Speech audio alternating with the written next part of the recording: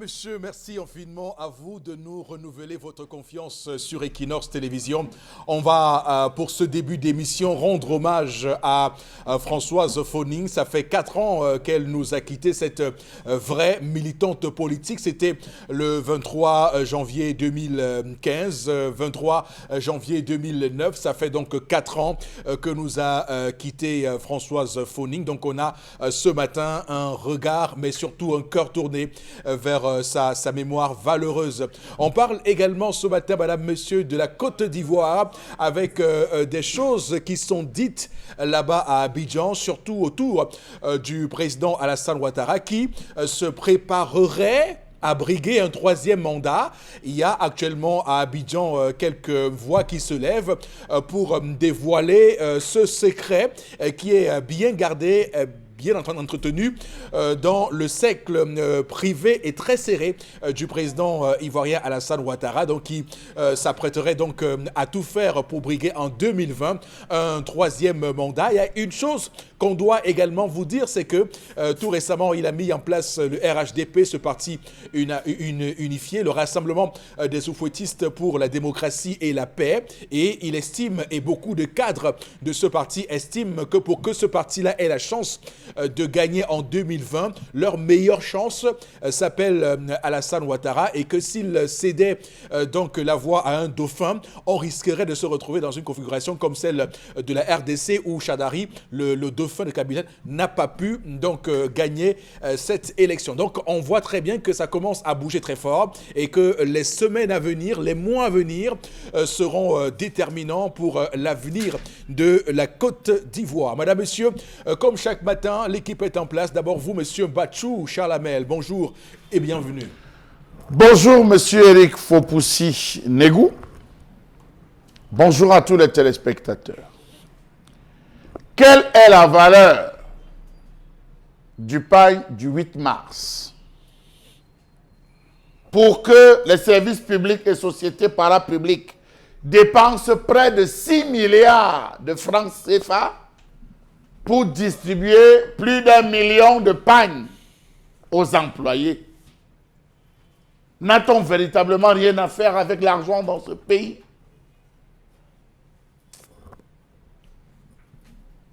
Le 8 mars qui arrive à grands pas, et comme toujours, nous aurons ces voix qui vont s'élever pour condamner la manière avec laquelle certaines femmes célèbrent ce 8 mars dans la jouissance la plus abjecte, loin des considérations de réflexion, de causerie, de prise en compte des revendications fermes de ces femmes-là, mais surtout de revenir sur ce qu'est la femme, ce qu'est sa place dans cette société camerounaise. Nous sommes au 21e siècle et cela est un sujet prégnant. Également sur le plateau du Zénith ce matin, vous, Florazé, bonjour et bienvenue. Bonjour Eric Fopoussi, merci. Bonjour à vous sur le plateau. Bonjour à nos millions de téléspectateurs. En tout cas, dans le cas de la revue des réseaux sociaux, il y a tellement d'informations à partager avec vous. Du grand buzz également. On va rester dans les problèmes de société, notamment avec l'engagement de l'ex-maire, en tout cas, ministre Célestine Ketcha-Courtez à Yaoundé 6, justement, qui a décidé d'être sur le terrain. Alors, en tout cas, cet engagement qui a créé beaucoup de conflits, en tout cas sur les réseaux sociaux. On en parlera lorsqu'il sera 11h passé de 6 minutes à Eric Fopoussi pour revenir sur ce que les uns et les autres pensent de ça sur la toile. Merci beaucoup, Florazé. En tout cas, on aura l'occasion de vous dire ce qu'il en ressort. Il y a un décret de 2012 qui spécifie clairement les compétences du ministre de l'Habitat et du Développement urbain, comme l'est désormais Madame Célestine Ketcha-Courtez. On entend beaucoup de personnes dire qu'elle a agi également en tant que maire. Je tiens à faire observer ce matin que l'article 7 de la Constitution du Cameroun est clair et net. Il y a donc cette interdiction de cumul de fonctions avec la fonction de ministre et la fonction de entre la fonction de ministre et la fonction de maire. Donc, il y a clairement une incompatibilité en cela. Donc, la fonction de ministre donc, ne peut pas s'exercer cumulativement avec les fonctions électives comme celle de maire ou député. Donc, c'est l'article 7 de la Constitution du Cameroun qui le dit. Donc, normalement, Madame Célestine Ketcha Cortés n'est plus maire de Baranté. Bon, on va attendre que le conseil municipal se mette en place pour élire un nouveau maire, mais pour l'instant, on doit l'accepter. Jurisprudence ici, souvenez-vous de Talba Mala qui avait, souvenez-vous, donc dû recevoir une autorisation spéciale de la présidence de la République pour continuer à être DG de la Sonara. Et on va dire que parce que nous avions sur ce plateau essayé de dénoncer cela, quelques jours plus tard, il y a eu donc une nomination de nouveau DG à la Sonara. Donc c'est pour vous dire que ces choses-là, il faut être très très ferme avec les lois de la République. Nous sommes un plateau républicain et à ce titre-là, on se doit de rappeler quels sont les textes de cette République. Également sur le plateau ce matin, Vouboro Bengan, bonjour et bienvenue. Bonjour Monsieur Fopossi Negou, bonjour à vous chers téléspectateurs. Moi je salue l'engagement ou alors la volonté du gouverneur de la région de l'Ouest, Monsieur Awa Fonka Augustin. Il a demandé aux prestataires qui s'engagent dans l'élaboration des budgets d'investissement public dans sa région de se méfier. Sinon, il y a des sanctions qu'il va prendre. Et l'année dernière, 2018, le budget d'exécution a atteint seulement 63%, contrairement aux 68% de 2017, parce que les gens ont refusé d'exécuter les travaux. Donc, je vais voir, monsieur le gouverneur. Déjà, c'est bien, c'est bon signe. Il faut bourser comme ça. En espérant qu'avec la mise en place prochaine des conseils régionaux, avec la prise de pouvoir des présidents de conseils régionaux, on n'aura plus ce type de sous-consommation des budgets d'investissement, le budget d'investissement public. On rappelle juste que la loi 2004 fixant les règles communes aux régions est là pour vous dire comment les communes vont, comment les régions vont donc se déployer avec leurs compétences, leurs attributions, leurs champs d'application, mais surtout les domaines dans lesquels les compétences ont été transférées à ces régions, notamment évidemment le champ de l'éducation, de la santé, de la culture, ces champs que vont couvrir ces régions parce qu'elles seront désormais appelées, comme vous le savez, à gérer et les lycées et l'enseignement secondaire. Donc il y a beaucoup de choses à lire dans cette loi d'orientation de 2004 qui fixe des règles communes applicables donc aux régions. Alors, on va démarrer l'émission de ce matin, mesdames, messieurs, avec la première articulation. Vous le sentez, vous le remarquez, je souris. Parce que dans un court instant, on va donc s'asseoir sur un vrai sujet avec vous, Tendance Cogneux, la voyageuse. Bonjour et bienvenue. Bonjour Eric Fopossi.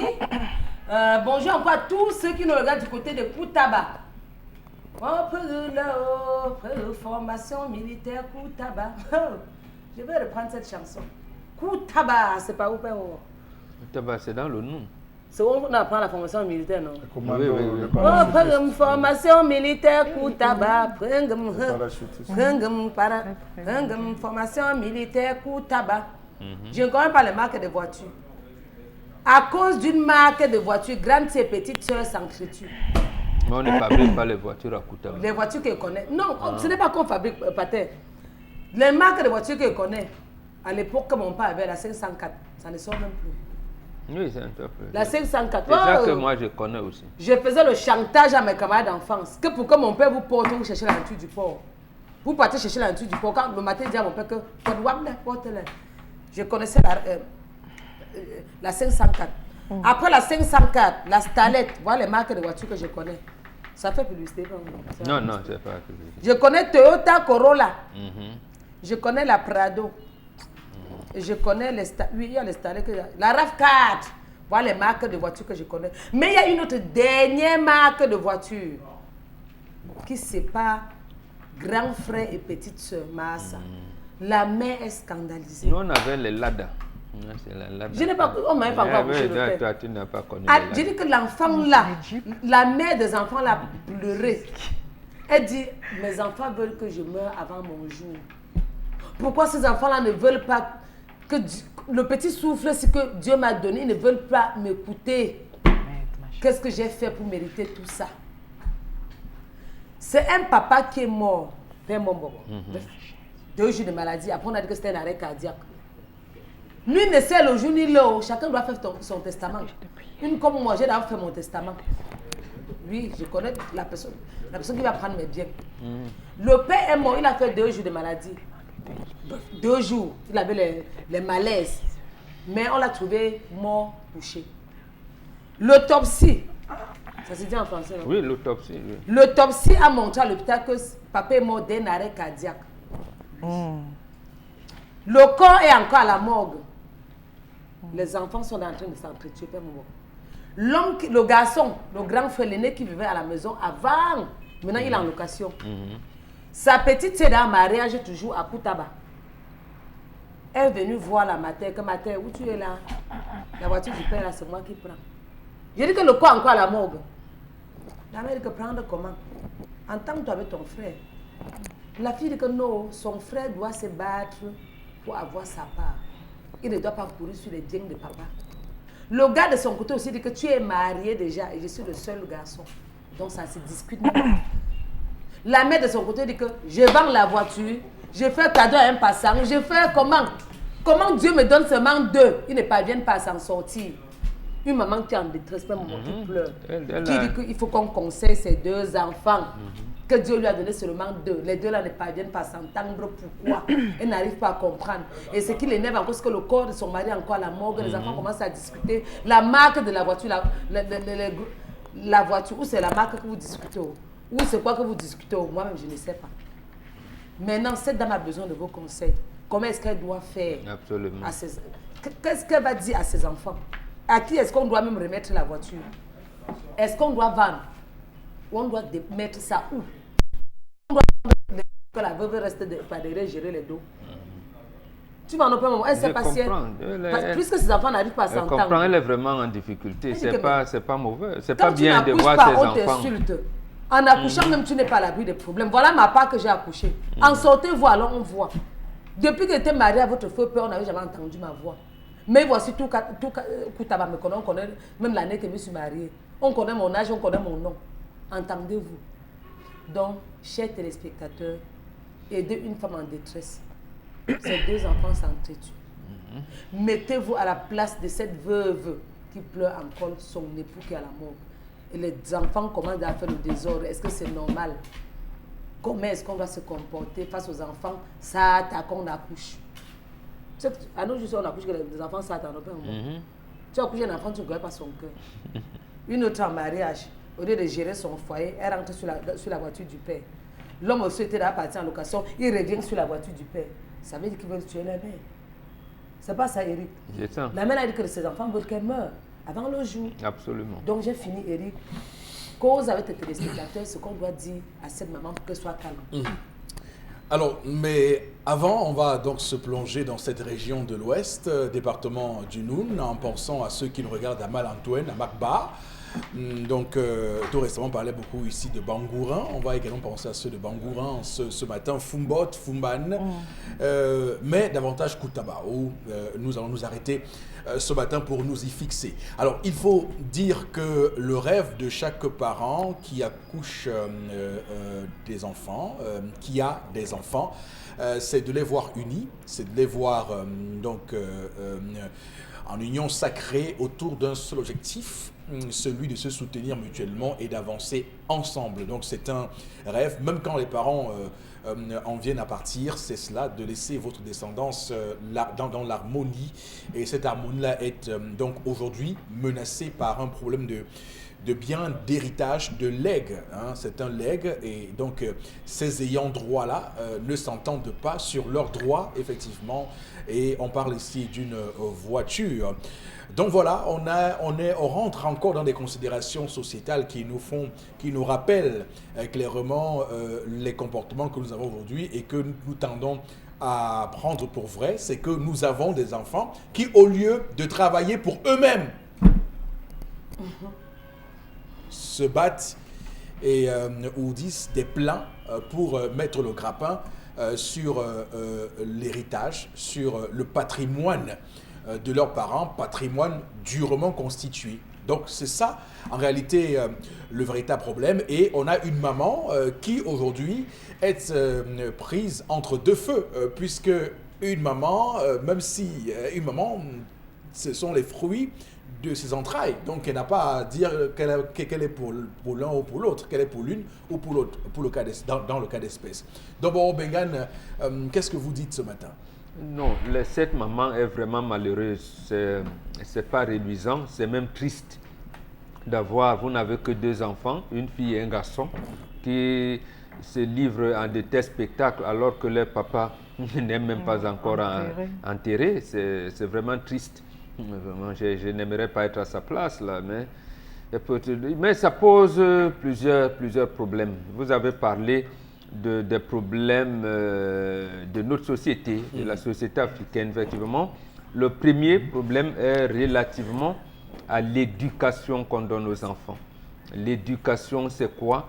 C'est quand les aînés sont en train de causer, vous devez disposer, vous devez vous écarter de là. Et comment vous donnez, quand un aîné vous demande de lui donner de l'eau à boire, vous lui donnez de l'eau. Ce n'est pas le genre de situation où on vous dit aujourd'hui, papa, dis-moi d'abord s'il te plaît. Et voilà. Vous voyez, donc, ces enfants, ils ont ce problème. Et sûrement, comme aime dire ma fille, peut-être que leur papa avait un peu. Il avait un peu, voilà. Ou c'est la houppe, ou c'est la houme. Voilà, leur papa avait un peu. Et ça revient donc à ce que nous disons généralement, et que l'éducation des enfants est vrai à un moment, la vraie initiation, parce que l'éducation, c'est dès qu'elle commence, avant même que les enfants ne commencent à parler, dis bonjour, salut, fais ci, c'est ça. Mais dès qu'elle commence à aborder l'adolescence, quel type de comportement on doit donner aux enfants? D'accord. Et là, il semble que soit les parents étaient, comme on parle de Koudaba, était-il un instructeur militaire là-bas, je n'en sais rien, ou bien, j'allais dire, il était toujours parti pour des instructions dans des écoles militaires, donc en fait, il n'était pas régulièrement à la maison, et madame n'a pas pu les contenir, c'est-à-dire qu'ils se sont limités au fait qu'ils doivent aller à l'école, donc ils doivent aller s'instruire, donc ils ont oublié l'éducation, ils se sont peut-être seulement lancés à l'instruction. Et l'instruction, malheureusement, permettez-moi de dire, abrutit.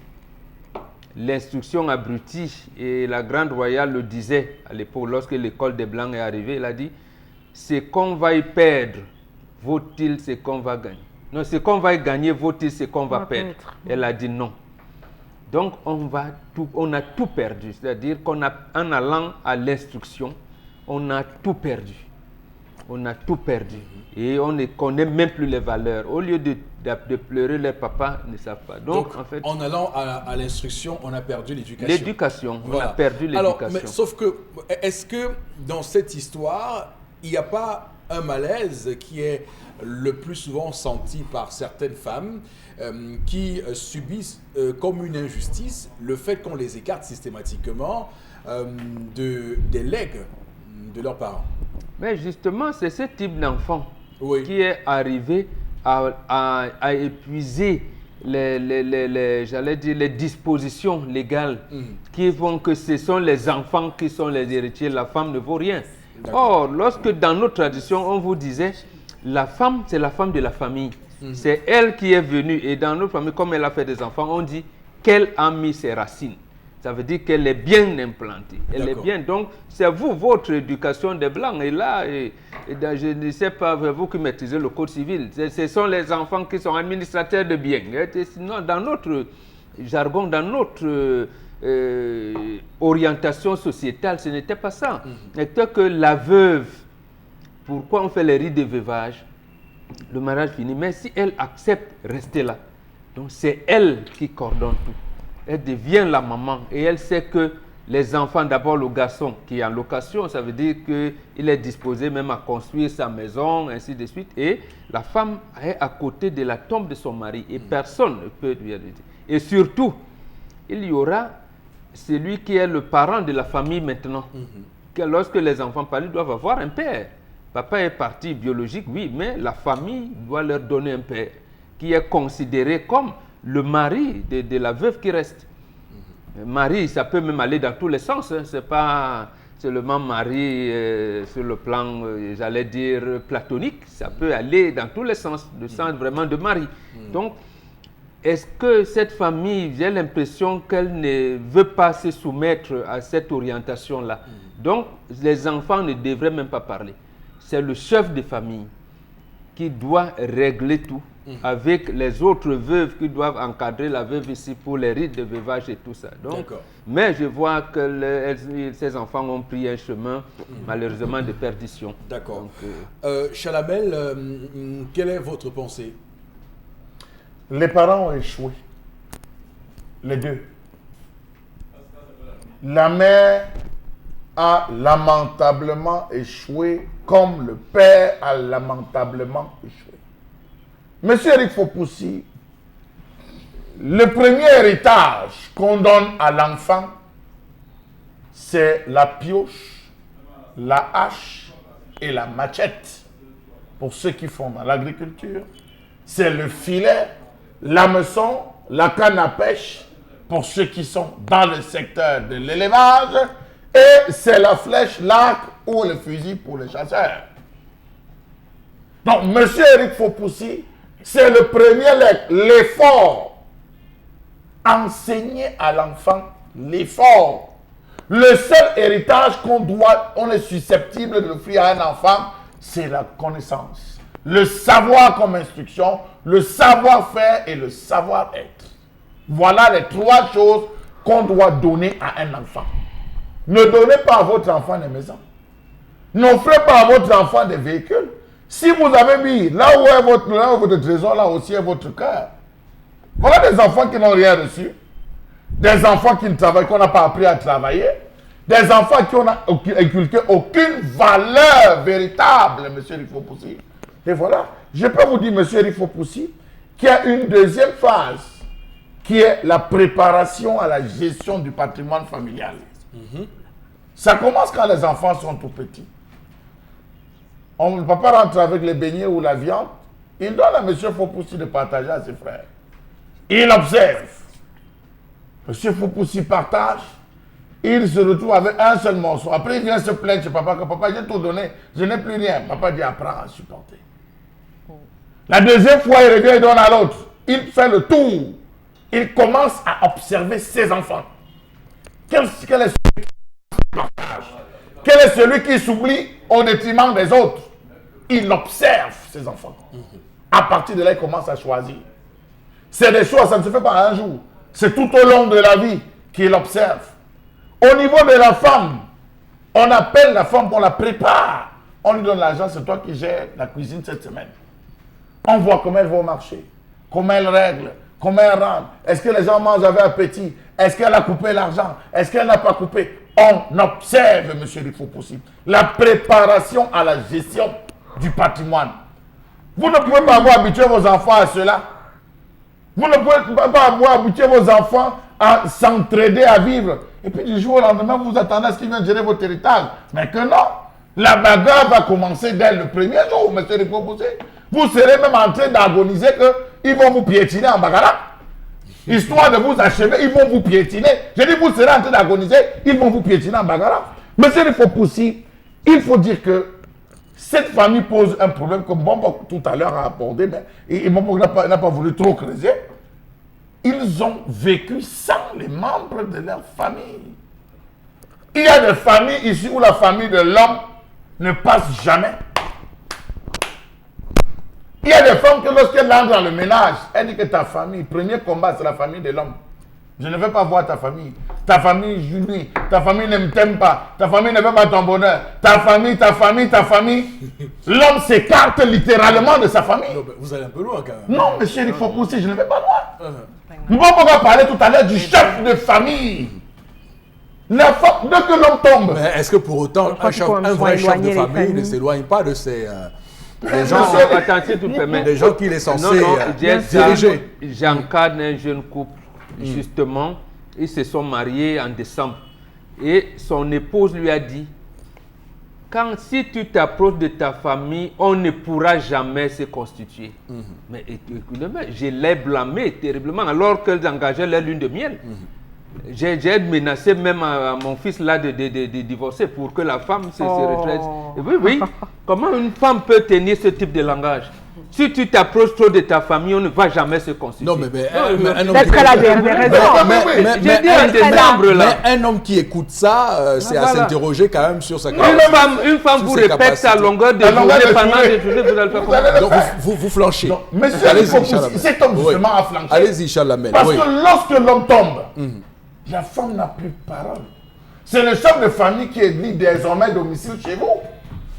Pas élu dans le sens qu'il prend le vote de domicile. C'est parce qu'on a souvent eu affaire à ce genre de situation. C'est-à-dire qu'il est là tous les jours. Qu'est-ce qui ne va pas? On va faire comment? On organise comment? C'est lui qui appelle les autres en disant on fait la réunion tel jour pour arrêter le programme des obsèques. Même les enfants n'ont pas droit à la parole, monsieur Rifokousi.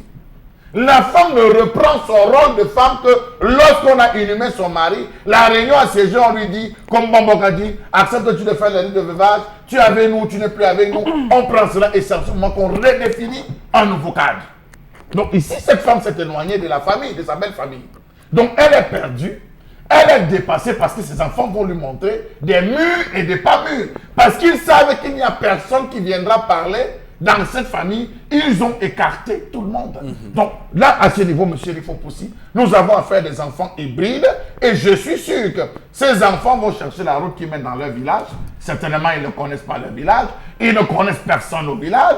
Il faudrait qu'ils arrivent. Et ça, chacun va être dans le véhicule de papa, rouler. C'est maman qu'on va jeter dehors en disant tu as assez pourri la vie à notre père. Mets-toi dehors. Non. On va aller nos gens. Non, mais c'est du cynisme, ça. Non, mais...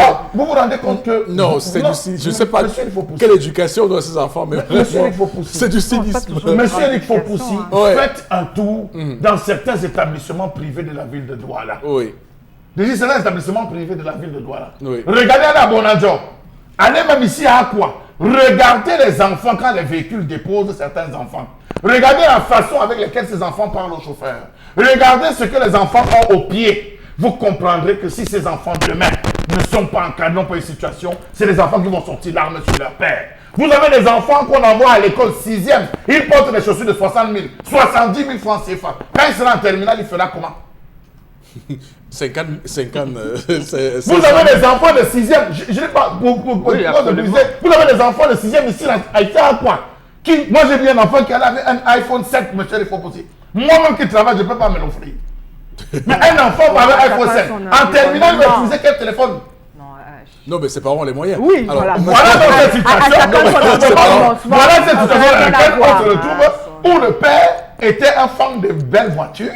Où le père était un fan de... Attendez, même les amis de son père, je suis sûr qu'on en a partagé. Le fils va déporter la cantine de son père. Oh, mais moi, je ne veux pas qu'on fasse un procès ici à ceux qui ont les moyens de mettre les enfants. Non, oui, les enfants à l'aise, parce que, je veux dire, parce que, Chalamel, on ne peut pas opposer la possession financière, la richesse à l'éducation. Il y a des enfants qui sont nés dans les familles riches et qui sont tout à fait conformes à l'exception qui concerne la règle. Pas toujours. C'est l'exception qui ils sont nombreux. Non, mais ils sont nombreux. Non, ils ne sont pas nombreux. On peut interroger certains parents, certaines grosses fortunes qui sont décédées et dont les enfants ont dilapidé et ont commencé la bagarre, même le corps a été posé. Donc j'en viens à cela pour dire, je finis là, je vais terminer en disant, monsieur Rifokousi, à ce niveau, qu'est-ce qu'il y a lieu de faire? Convoquer la famille, récupérer tous les biens qui sont pour l'instant disputés, les mettre sous scellé, enterrer le père, revenir faire comment on appelle une réunion, une tenue de palabre, vendre les objets de conflit, les vendre, les mettre avant, les brader même, monsieur Rifokousi, les objets de conflit et penser la vie autrement. En tout cas, le droit est clé là-dessus. Les ayants droit, dont les enfants, on partage à part égale les biens du DECUS. Alors, Florazé, c'est à vous. Hein. Vous aussi, vous avez à dire à propos de l'histoire de ce jour. Bien sûr, je suis d'accord avec Mombo quand il dit que c'est vraiment triste. Hein. C'est vraiment triste d'avoir ce genre de situation, surtout quand vous êtes parent. Mais je ne crois pas qu'il faut rejeter le tort totalement sur les parents. Parce que souvent même vous avez instruit vos enfants, vous leur avez inculqué certaines valeurs, mais quand ils deviennent adultes, à ce moment, ils ont le libre choix, soit de continuer sur la voie des valeurs que papa, maman leur ont inculquées, soit ils passent par la déviance. Je crois que c'est le cas parce que tendance à dire quelque chose de fondamental. Elle nous a conté les pleurs de la dame. La dame s'est exclamée, a dit, quand je vivais avec votre papa, il n'y avait pas ci, il n'y avait pas ça. Donc, on comprend qu'on était dans une famille aux valeurs. Donc, maintenant, les enfants ont grandi.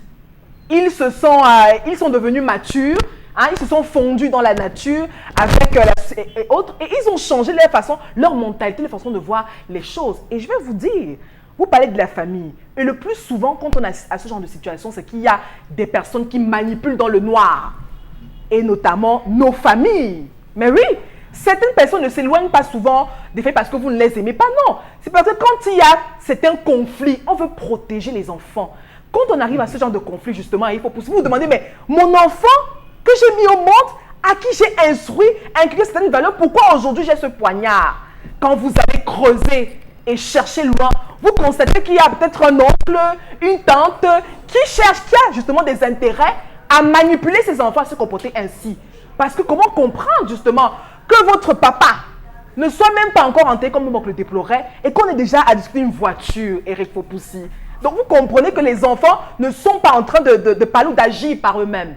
Il y a des fins manipulateurs dans cette histoire et malheureusement, il faut l'accepter, c'est dans nos familles. Malheureusement. Alors comment solder ça? Je crois que la dame ici en question n'a pas... Il faut qu'elle soit forte. Parce que peut-être, je ne sais pas sur le plan, comment le monsieur a pensé à administrer de son vivant ses biens. Est-ce que c'est la dame qui a l'obligation ou bien la responsabilité d'administrer les biens? Autant que là, et sur le plan... Non, si sur le plan juridique, tout a été réglementé. Même pour que ce droit vous reconnaisse, il faut qu'il y ait un conseil de famille qui est siégé. Mais je ne sais pas pourquoi. Donc ma femme n'a pas je ne sais pas pourquoi. Non, Charles Amel, excusez-nous un peu. On établit un procès. Vous êtes toujours en guerre contre la femme. C'est pas le sujet. Et je crois qu'à ce moment, si tout a été dit, tout est clair sur du papier, on n'a pas besoin de tirer de long en large. Mais je vais vous dire, moi je reste sur le problème d'éducation et d'environnement. Les enfants ne peuvent pas avoir un comportement aussi bestial, démoniaque par rapport vis-à-vis de leurs parents. On est encore en plein développement, les enfants se comporter ainsi et il faut se poser des questions. Et c'est la famille qui est le nœud du problème. Est-ce que ça vient de la famille de la femme? Est-ce que ça vient de la famille de l'homme? Il faut se poser des questions. Moi, je dis, il n'y a pas de fumée sans feu. Monsieur, il faut pousser, c'est des enfants qui ont grandi. Papa dort. Ils volent les clés de la voiture de papa, ils vont vivre. Oh. C'est des enfants comme ça. Voilà ce type d'enfant. C'est des enfants où papa même est assis. Papa pas prendre le position. J'ai la mienne, vous avez votre position. Si je vous prends mon cas. Un jour, j'ai sifflé dans la maison de mon père. J'ai sifflé. Mon père est tombé sur moi comme un ouragan. Tu siffles, je dis. C'est chez toi ici. Attends d'avoir le chez toi pour siffler. Un autre jour, il m'a coincé, j'avais les pieds croisés, monsieur, il faut pousser au salon. Il dit, alors là, j'ai déjà mon rival chez moi. Il m'a mis dehors, monsieur, il faut pousser. Mon père ne vit plus à son âme, monsieur, il faut pousser. Mais je vous assure que quand j'entre chez lui, je ne parviens pas à croiser les pieds. Même siffler, je ne parviens pas à siffler. Ce respect, on le donne une fois dans la vie à ses enfants. De 0 à 10 ans, que votre enfant soit votre esclave. De 10 à 20 ans, qu'il soit votre disciple. De 20 à 30 ans, soyez un ami pour lui. Et de 30 ans à plus, soyez un ami. Monsieur Mbachou, ne faites pas comme si vous êtes seul sur la terre. Je dis qu'il y a des réalités. Vous voulez également que je vous conte des faits réels que j'ai vécus? Mais je vous dis que vous n'êtes pas le seul. Et des situations comme celles que nous décrivons ce matin, ça se vit dans des familles où les enfants, après la mort de papa ou de maman, sont manipulés justement par certains membres de nos familles. Ça veut dire que papa ne leur a pas donné l'éducation. Non, ils ont cette éducation. Bon, quand vous perdez quelqu'un de chair, vous êtes très manipulable. Parce qu'on est, surtout pour les enfants, vous n'êtes plus... Attends, comment on gâte les enfants? Pourquoi on les gâte? Ces enfants, Mais attendez, qui les gâte? c'est le type de. C'est toujours dans nos familles qu'on retrouve ce genre de choses. Quand on lui donne 100 francs, il dit si je n'ai pas 500 francs aujourd'hui, je ne pars Non, pas. pas toujours. Voilà. Même si ça J'ai dit, existe, c'est pas type. toujours. D'accord. Il y a des enfants qui ont reçu des valeurs, mais après, dans leur vie de maturité, Terminez décident, votre phrase. et décident, Eric Fopoussi, Oui. décide de bafouer ses valeurs. Donc je dis, Absolument, ça la existe. faute ne revient pas totalement aux parents. D'accord, ok, c'est compris. Alors, Tendance va également dire quelque chose. Écoutez-moi très bien, chers enfants. Mamie Gigi me parle. Je vais faire une descente sur le terrain à Koutaba. Koutaba n'est pas comme tout d'ici Paris. En une journée, j'arrive là-bas, même par vol si elle veut. Même si quelqu'un vous a manipulé, détrompez-vous, la voiture là, il n'y aura pas. Donc vous voulez tuer votre maman, vous n'avez pas de pitié de ces 9 mois de grossesse. Je suis même sûre que c'est vous qui avez tué votre père. Oui, je sens ça dans mon cœur. Je sens dans mon cœur que le comportement là a fait en sorte que papa a craqué. Ah, c'est vrai, avec Je sens dans mon crise cœur. cardiaque. Chaque enfant doit se battre pour son avenir. Dans la vie, c'est chacun qui se bat pour son avenir. On ne doit pas rester à attendre les biens de papa. Si papa ne s'était pas battu, vous devrez voir ça où? Nulle part. Donc ce que vous faites là, on appelle ça le Kingo Mentochom. Arrangez ça dans les secondes qui suivent. Il faut que l'âme de ce papa repose en paix. Et sachez que quand un parent est toujours nerveux, c'est pas bon. Quand un parent reste là, il fait, il piaffe, il tourne la tête, il piaffe. C'est pas un bon signe. Vous allez donner le sourire à cette maman qui vous a porté 9 mois de grossesse. Et toi, le garçon là, j'ai ton macabo, j'ai tes mots. Je ne vais pas seulement prononcer ton nom. Et si elle prononce ton nom, c'est mauvais. J'ai tout ton nom, l'année même, ton année de naissance, c'est là. J'ai même ton Facebook, j'ai tout sur toi. Pour le moment, je garde encore dans mon inbox pour moi seul. Papa, tu as pris sur toi dans la location. Continue jusqu'à la fin, tu te débrouilles. Ma chérie, tu es une femme, ne rentre plus discuter les choses, les biens de la famille. Concentre-toi pour que ton mari t'achète une voiture. Même si tu veux la Hooper, comporte-toi bien. Ton mari et toi, vous allez joindre les deux bouts. Oui, la Hooper. C'est la Hooper ou c'est la Hooper? Je mélange tout ça. C'est Chalamel le problème. C'est la Hooper. Chalamel est dangereux. Charlie, maman, les choses de la terre, on meurt, on laisse. Voilà. Les enfants sont en train de s'entretuer jusqu'à la mère. Si la mère apporte la tension, vous aurez affaire à moi. Je dis que si en tant que son battement de cœur n'est pas normal, d'abord quand j'arrive à Koutaba, je la mets chez un cardiologue. Je veux voir un cardiologue pour son cas ou un radiologue. Un cardiologue. Radiologue et cardiologue, c'est la même chose. Non, non. Ce sont les enfants d'une même mère. Ouais, c'est vrai. Donc, je vais voir. C'est la même chose. Il y a tout logo sur ça. Radiologue, cardiologue, c'est la même chose. Ou encore, je passe chez un ORL. C'est ORL, non. ORL. Pour qu'on essaie de voir son tempérament, la température. La mère là doit avoir le sourire. Vous voulez montrer quoi? Ou c'est neurologue, tout ça c'est la même chose. Voilà. Urologue, cardiologue, tout ce qui a logo sur ça. Psychologue même. On va lire quelques messages avec vous, Florazé, parce Vous voulez rendre ma que mère nos triste. téléspectateurs donc, souhaitent eux aussi réagir à ce sujet de discussion. Donc, on est à vous. La première réaction par rapport à l'histoire du jour, le chef nous dit le chef de famille n'a droit à rien tant que le mourant a laissé les enfants et ce sont et c'est le mourant qui a tout simplement mal éduqué ses enfants. Ça fait vraiment mal, c'est Est-ce qu'il terrible. attendait la mort? Que le chef de famille Personne n'attend N'a la droit mort. à rien, on dit. qui a dit ici que le chef de famille avait Bon. droit à quelque chose. Je sais pas. Il a Et droit quand il pose comme ça, il pose aussi très mal le sujet. Quand il dit le chef de famille n'a droit à rien. Mais cher, il faut aussi, je vais vous dire, chez un Bantou, chez les Bantous, on dit généralement quand ça ne peut arriver chez Mbambo. Mais vous prenez votre air sérieux pour dire que Oui. Je peux arriver ce genre de réaction, Oui, c'est justement, vrai, qui non. trouble, qui Oui, perturbe je peux la... arriver On ne sait pas chez où il a Mbambo. entendu, chef de On famille. peut un Mbambo peut arriver chez moi, je lui dis Mbambo, on ne sait jamais. Si un jour tu entends que la fièvre est tombée chez moi, s'il te plaît, demande à appeler telle personne, demande à appeler telle personne. Il faudrait que ces personnes-là, avant que n'importe quoi soit décidé. Le jour justement que la fièvre tombe chez moi, que je ne suis plus là, comme Mbambo arrive, il dit où est-elle? Parce que de son vivant, il avait demandé. Non, poser le problème comme ça, c'est déjà dangereux. Même pour lui-même, monsieur le Fopossi. Bon, dans ce qu'il a dit, il n'y a rien. Et il faut comprendre une fois pour toutes, Flora, ma fille tendance, que vous qui êtes en mariage, vous appartenez à la famille de l'homme. En tout cas, Et c'est ça le bien. C'est pas ce d'abord le premier. c'est pas ce que contredit notre. Il parle des biens. Des biens. Voilà. C'est lui qui encadre. Il ne vient pas confisquer les biens. Justement, c'est ce qu'il veut. Le seul bien qui lui appartient, c'est la femme. C'est la femme. La femme. Oh, Voilà. Bon, là encore. même là encore. Là, Là Qui a encore. noté? C'est un débat. C'est lui qui a noté. Je suis libre C'est d'accepter. lui qui reste le chef de On famille. va ouvrir un gros débat successoral. Le lavage et tout, là, Ça, c'est la et- succession, c'est un gros débat. On va prendre Flora et d'autres messages. Allez-y. Oui, il y a Laurie à Yaoundé. Hein, elle dit que je suis orpheline de père, mais aucun de nous n'a discuté les biens du père. Voilà. Ces enfants n'ont pas le droit de réclamer les biens du père. La mère est encore en vie. Pauline de Bonabéry. Autre réaction ce matin par rapport à l'histoire du jour, c'est un manque tout simplement d'éducation de base. Il faut garder les biens. Le père devra faire une réunion pour vendre tout objet qui met en conflit les Alors, il y a je pense que la femme, dans l'ordre des biens, la femme arrive, c'est 6e position, non, je pense, 6e position, oui. Laissez-nous la sixième loi des position. Blancs. Non, Dans l'ordre des biens, c'est elle qui a conçu la famille avec son mari. Avec son mari. Là, je suis d'accord avec nous avons le devoir d'éduquer ceux qui nous regardent. Selon les valeurs traditionnelles d'abord. Avant que l'enfant ne commence à apprendre les cours de droit. Il y a d'abord Et il faut dire aux gens que après, quand le droit frappe avec tout ce qu'il y a comme puissance publique. Non, il faut apprendre aux enfants le droit d'abord. Quand tu dis à ton père, voilà ton terrain ici.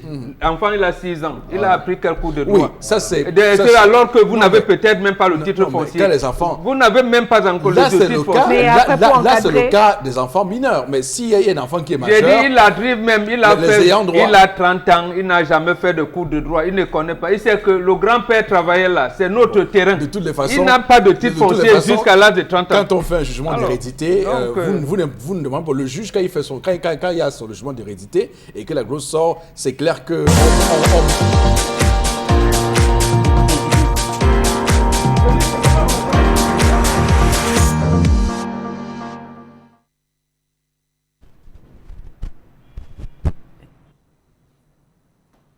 Je m'interroge ce jour sur la question des stations météorologiques au Cameroun.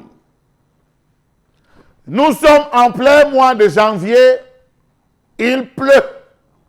Non, il a plu. Comment comprendre cela? Poser la question à tous les experts, ils n'auront qu'un seul mot dans la bouche, changement climatique. Que mettons dans changement climatique? 3 points d'interrogation, 4 points de suspension à la ligne. Quel temps fera-t-il demain? Quand faut-il s'aimer? Quel est le calendrier agricole camerounais? Posez la question aux différents ministres, ils vous répondront. Autant de questions qu'on se pose depuis plus de 22 ans dans ce pays, sans jamais avoir de réponse. Quel est le rôle de la direction de la météorologie nationale, du ministère des Transports impliqué, du ministère de la Faune, du ministère de l'Environnement, du ministère de l'Agriculture et j'en passe? Qu'est devenu le programme de réhabilitation du système national de météorologie censé assurer la mise en exploitation de 20 stations météorologiques automatiques grâce à un don japonais? Posez la question aux prédécesseurs d'Ngale Bibé. Où sont passés les 12 bâtiments de stations météorologiques automatiques réhabilitées? Point d'interrogation. À quoi aura servi les différentes stations météo offertes par la Chine pour la sécurité des services de transport et la prévention des catastrophes naturelles? Autre point d'interrogation. Où est basée la station d'imagerie satellitaire tant annoncée par le prédécesseur de Ngale Bibé, dont le but était de renforcer le système de prévision météorologique. Autant de questions, aucune réponse.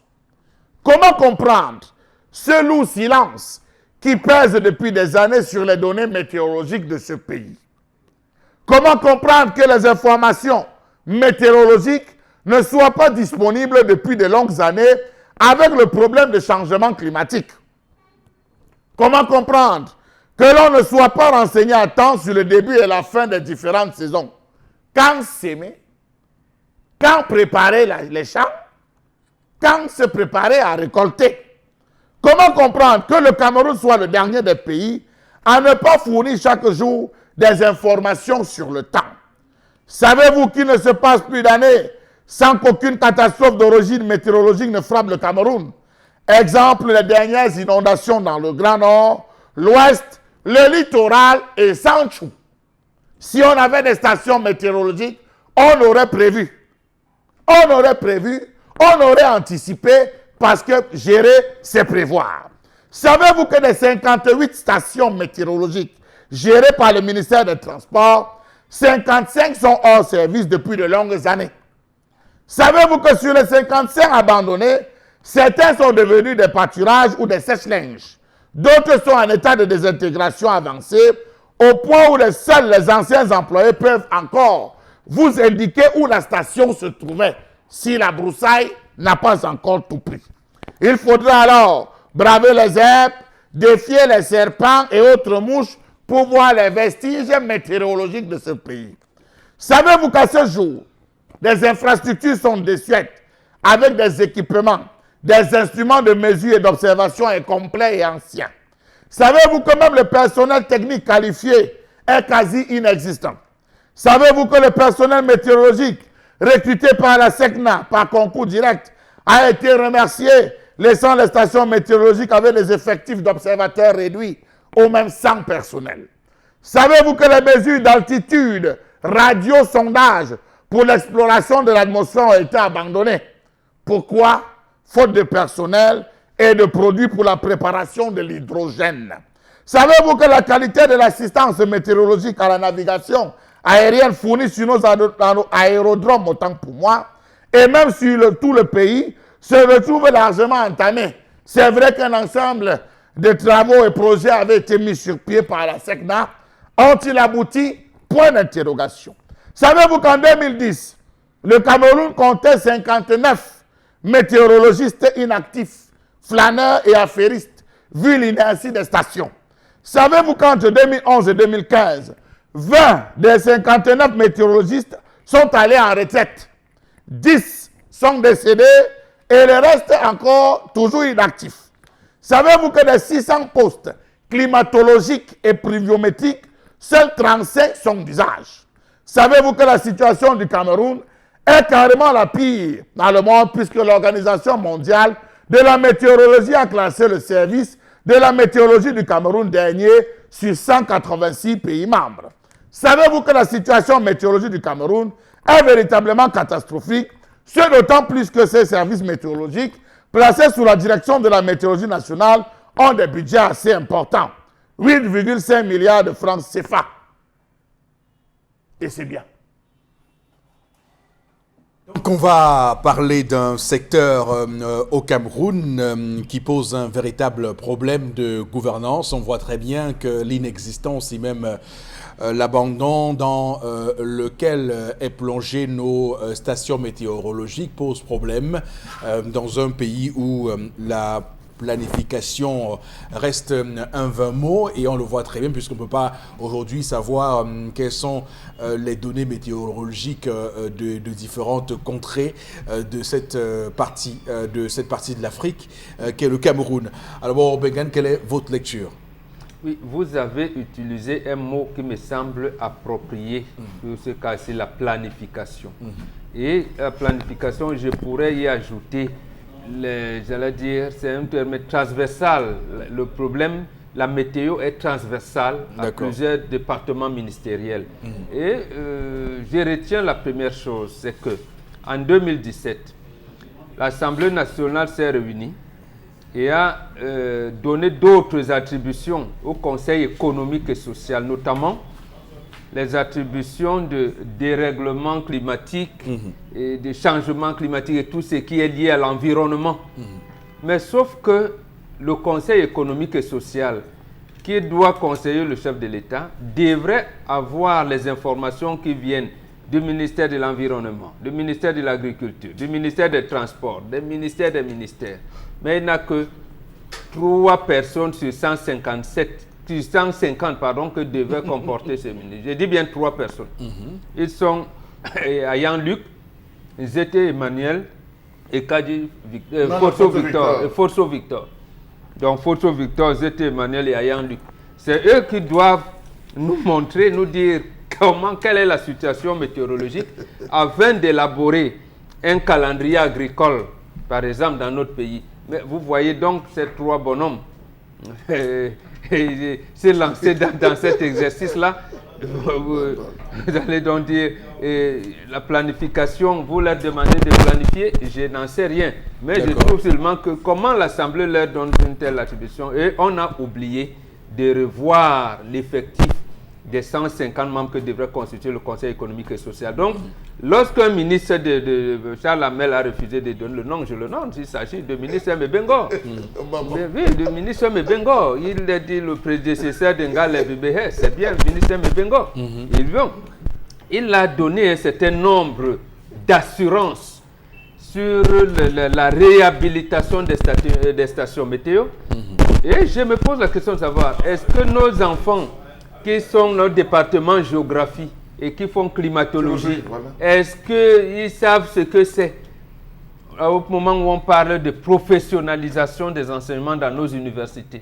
Donc vous avez quelqu'un qui a un 2 en climatologie et il n'y a pas de station de météo. Bon, voilà, ça pose un problème véritablement parce que le calendrier agricole n'existe pas depuis toujours. Donc, voilà, malheureusement, vous avez parlé de planification. Oui, je puisque vous dis donc, c'est important de planifier. Votre mot là est juste. C'est important de planifier parce que lorsqu'on planifie, on sait à peu près, évidemment sur le plan agricole, ce qu'il faut faire, les aménagements qu'il faut faire pour pouvoir, on va dire, associer, gripper voilà. nos projections agricoles sur la météo. Oui. Le scandale de Kenya Airways ici. Oui. Ah, voilà. Oui, parce qu'il n'y a pas de truc. On a dit que la station de Lyon, en France, on est même allé chercher le Kenya Airways à Kribi, alors que c'était ici à côté de l'aéroport. Voilà. Tout à fait. On ne dit pas de la météo n'est pas bon. Voilà, voilà un scandale qu'on a eu là. Voilà. D'ailleurs, oui. Charles Hamel, on est toujours très surpris. Monsieur Eric Fopoussi, vous savez comment nous on fait au village chez nous là? On fait au village pour connaître s'il va pleuvoir ou pas. Monsieur Eric Fopoussi, lorsque vous suivez le croissement du crapaud, vous dites ce soir il va pleuvoir. Quand ça vous dépasse, vous prenez le doigt, vous tendez dans l'air, vous suivez le sens du vent, suivant que le vent est humide ou sec, vous savez s'il va pleuvoir. J'ai la mettre chez moi. Quand je vois comment le ciel se noircit, je sais que quand ça arrive là, ça va pleuvoir. Non, soit souvent quand il fait très chaud. Quand il fait très chaud, on sait que c'est le Mais nous, attends, mon grand-père m'a appris comment lire la pluie au village. Voilà. Donc moi, quand je suis au village, je ne peux pas être sûr. Et comment même provoquer la pluie. Voilà. Nous, on sait comment provoquer la pluie et comment arrêter la pluie. Donc, monsieur Eric Fopoussi, on n'a pas eu besoin d'attendre. Je souhaite qu'on ouvre une école de sorcellerie au Cameroun. Cette école va permettre de nous ramener dans nos anciennes valeurs. Oui, comme en Côte d'Ivoire. Parce que ça, monsieur Eric Fopoussi, je suis sûr que si on enseigne, bon que moi, on enseigne aux enfants comment reconnaître, tendre pour savoir le sens du vent. Est-ce qu'il faut planter? Est-ce qu'il faut s'aimer? La période d'écriture. Monsieur Eric Fopoussi, vous êtes un sorcier? Non, mais attends, je vous dis pas, il est là notre confrère, je ne sais pas s'il a pris la retraite, François Bingono. Il a tenu une thèse de doctorat en sorcellerie, parmi lesquelles le professeur Fabien Kangewane était membre du jury. Alors, pourquoi vous estimez que c'est... Bon, il a mis sorcellerie parce que c'est le terme que vous maîtrisez. Donc, monsieur Eric Fopoussi, il y a des gens qui ont défriché les plantations. Vous vous répétez, il suffit qu'il pleuve, qu'il ait plu ici entre la nuit du 18 au 19. Partout, hein. Qu'il est plus. Donc vous n'avez pas expliqué, je supplie qu'il est plus. Mais les gens se sont demandé, mais ça c'est quel temps? On a interviewé les experts qui disaient que c'est le changement climatique. Dans le changement climatique, il y a quoi, M. Rifopoussi? Deboya, Aebolova, Debolova, Bafoussam, Konsamba et Edea. M. Rifopoussi, c'est service mort. Vous n'allez même pas à Bafia. Il y a les mamans, justement, à l'ouest, où c'est la période actuellement de récolte du haricot. Et normalement, le haricot, vous savez, on le récolte quand il fait soleil, parce que ça sèche les tiges, et puis on les tire, on les arrache, et puis on frappe pour extraire le haricot. Donc la pluie est venue mouiller, justement, ces tiges du haricot. Donc ça devient compliqué désormais de taper comme on tape là pour S'il y avait une station météorologique à Bafoussam, on aurait dit aux mamans, s'il vous plaît, récoltez, parce accélérez les récoltes. Oui. Monsieur Rifopoussi, faites un tour. À Bafia, la broussaille a tellement envahi la vie qu'il n'existe plus rien. C'est devenu le local pour les cercles de monsieur Rifopoussi qu'il joue avec les antennes qui sont placées. Mais posons-nous la question. Le ministre Mebengo, puisque Mbaka souhaitait, c'est un nom qu'il fallait un peu éviter parce qu'on est au calme depuis. Non, il fallait éviter au calme, il fallait éviter. Mais monsieur Rifopoussi l'avait promis. On a reçu des dons. Ces dons sont allés où? Où sont implantées ces différentes stations météorologiques? Et le Cameroun en souffre, monsieur Rifopoussi. Mais c'est lamentable que nous soyons placés 186e sur 186 pays avec une météorologie vraiment abracadabra. D'accord, merci. On va, madame, monsieur, marquer une pause. Nous sommes de retour dans un court instant pour la deuxième partie de ce programme 10-12, le Zénith sur Equinox Télévision. À tout de suite.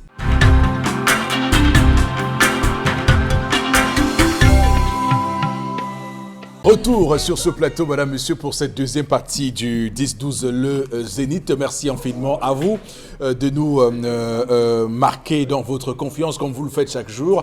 Alors, pour cette deuxième partie de l'émission, on va garder le même principe. Nous allons lire quelques messages que vous nous envoyez, comme vous le faites d'ailleurs chaque matin. Et ensuite, nous ferons la revue des réseaux sociaux. Donc, Florazé, nous sommes à vous.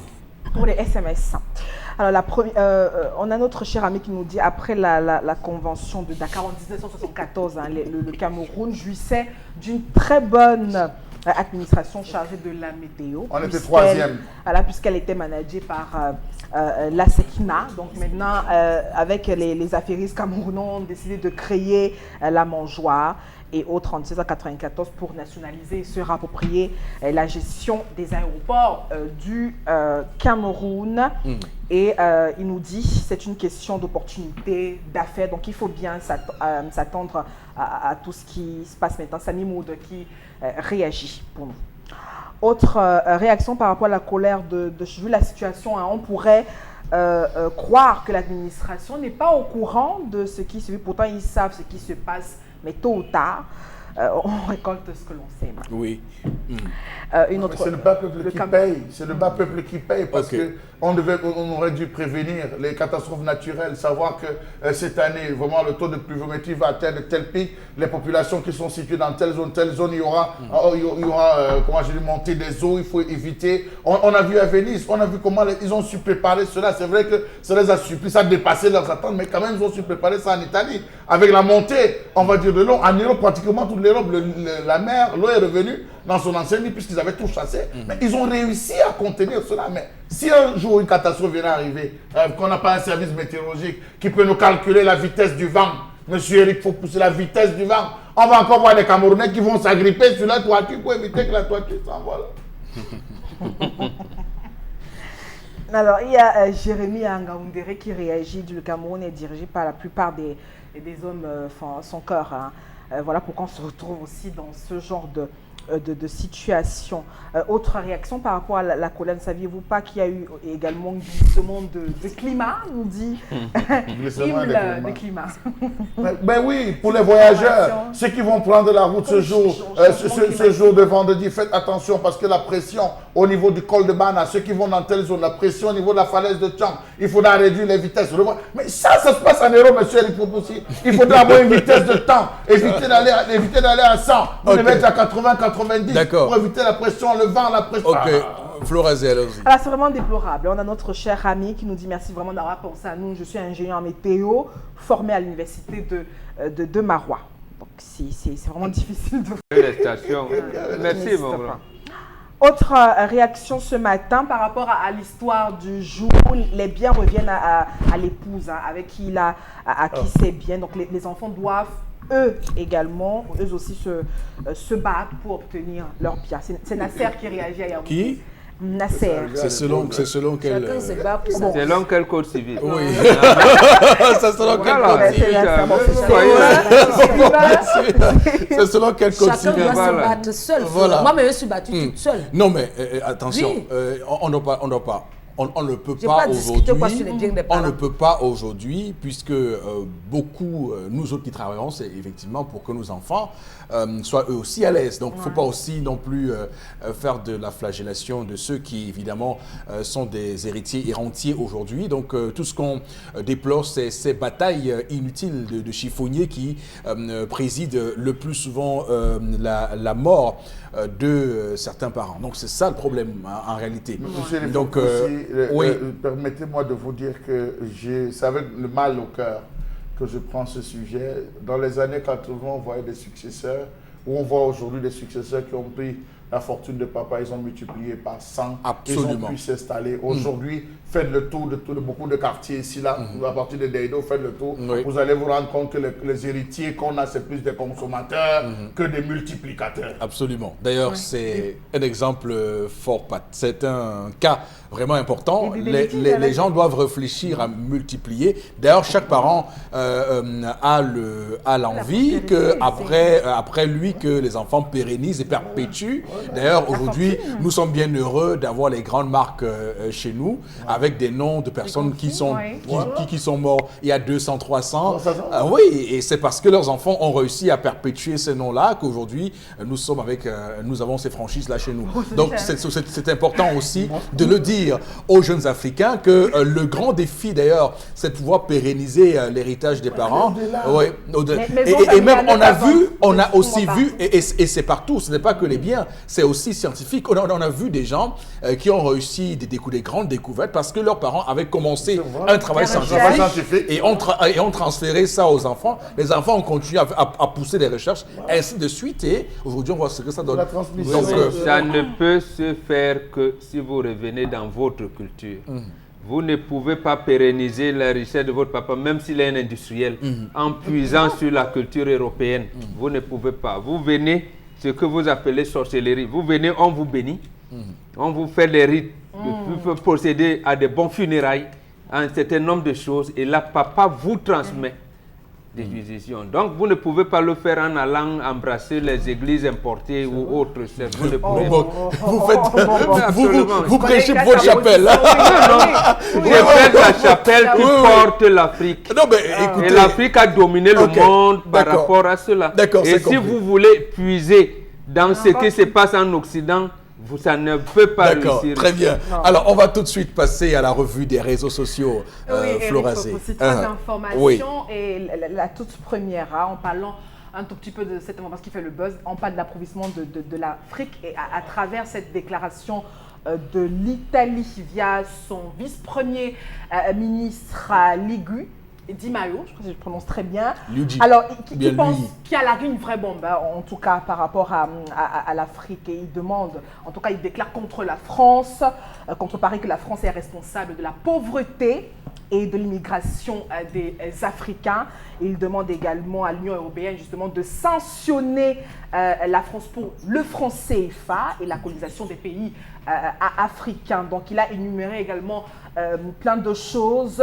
Il pense également, il appelle l'Union européenne à l'encontre, à instaurer des sanctions à l'encontre des pays qui, selon lui, appauvrissent l'Afrique et sont ainsi à l'origine de la crise migratoire dont la France figure en tête, a-t-il déclaré en tête de liste. Donc, pour lui, l'Union africaine devrait donc sanctionner la France et tous les pays qui, comme la France, appauvrissent l'Afrique encore et encore. Bon, bref, voilà donc cette information qui a quand même conforté les communautés africaines, et puis c'est plutôt, j'allais dire, réconfortant d'avoir une telle réaction venant de l'Europe quand on parle de sanctions et aussi d'une remise en cause par rapport justement à l'état actuel de l'Afrique.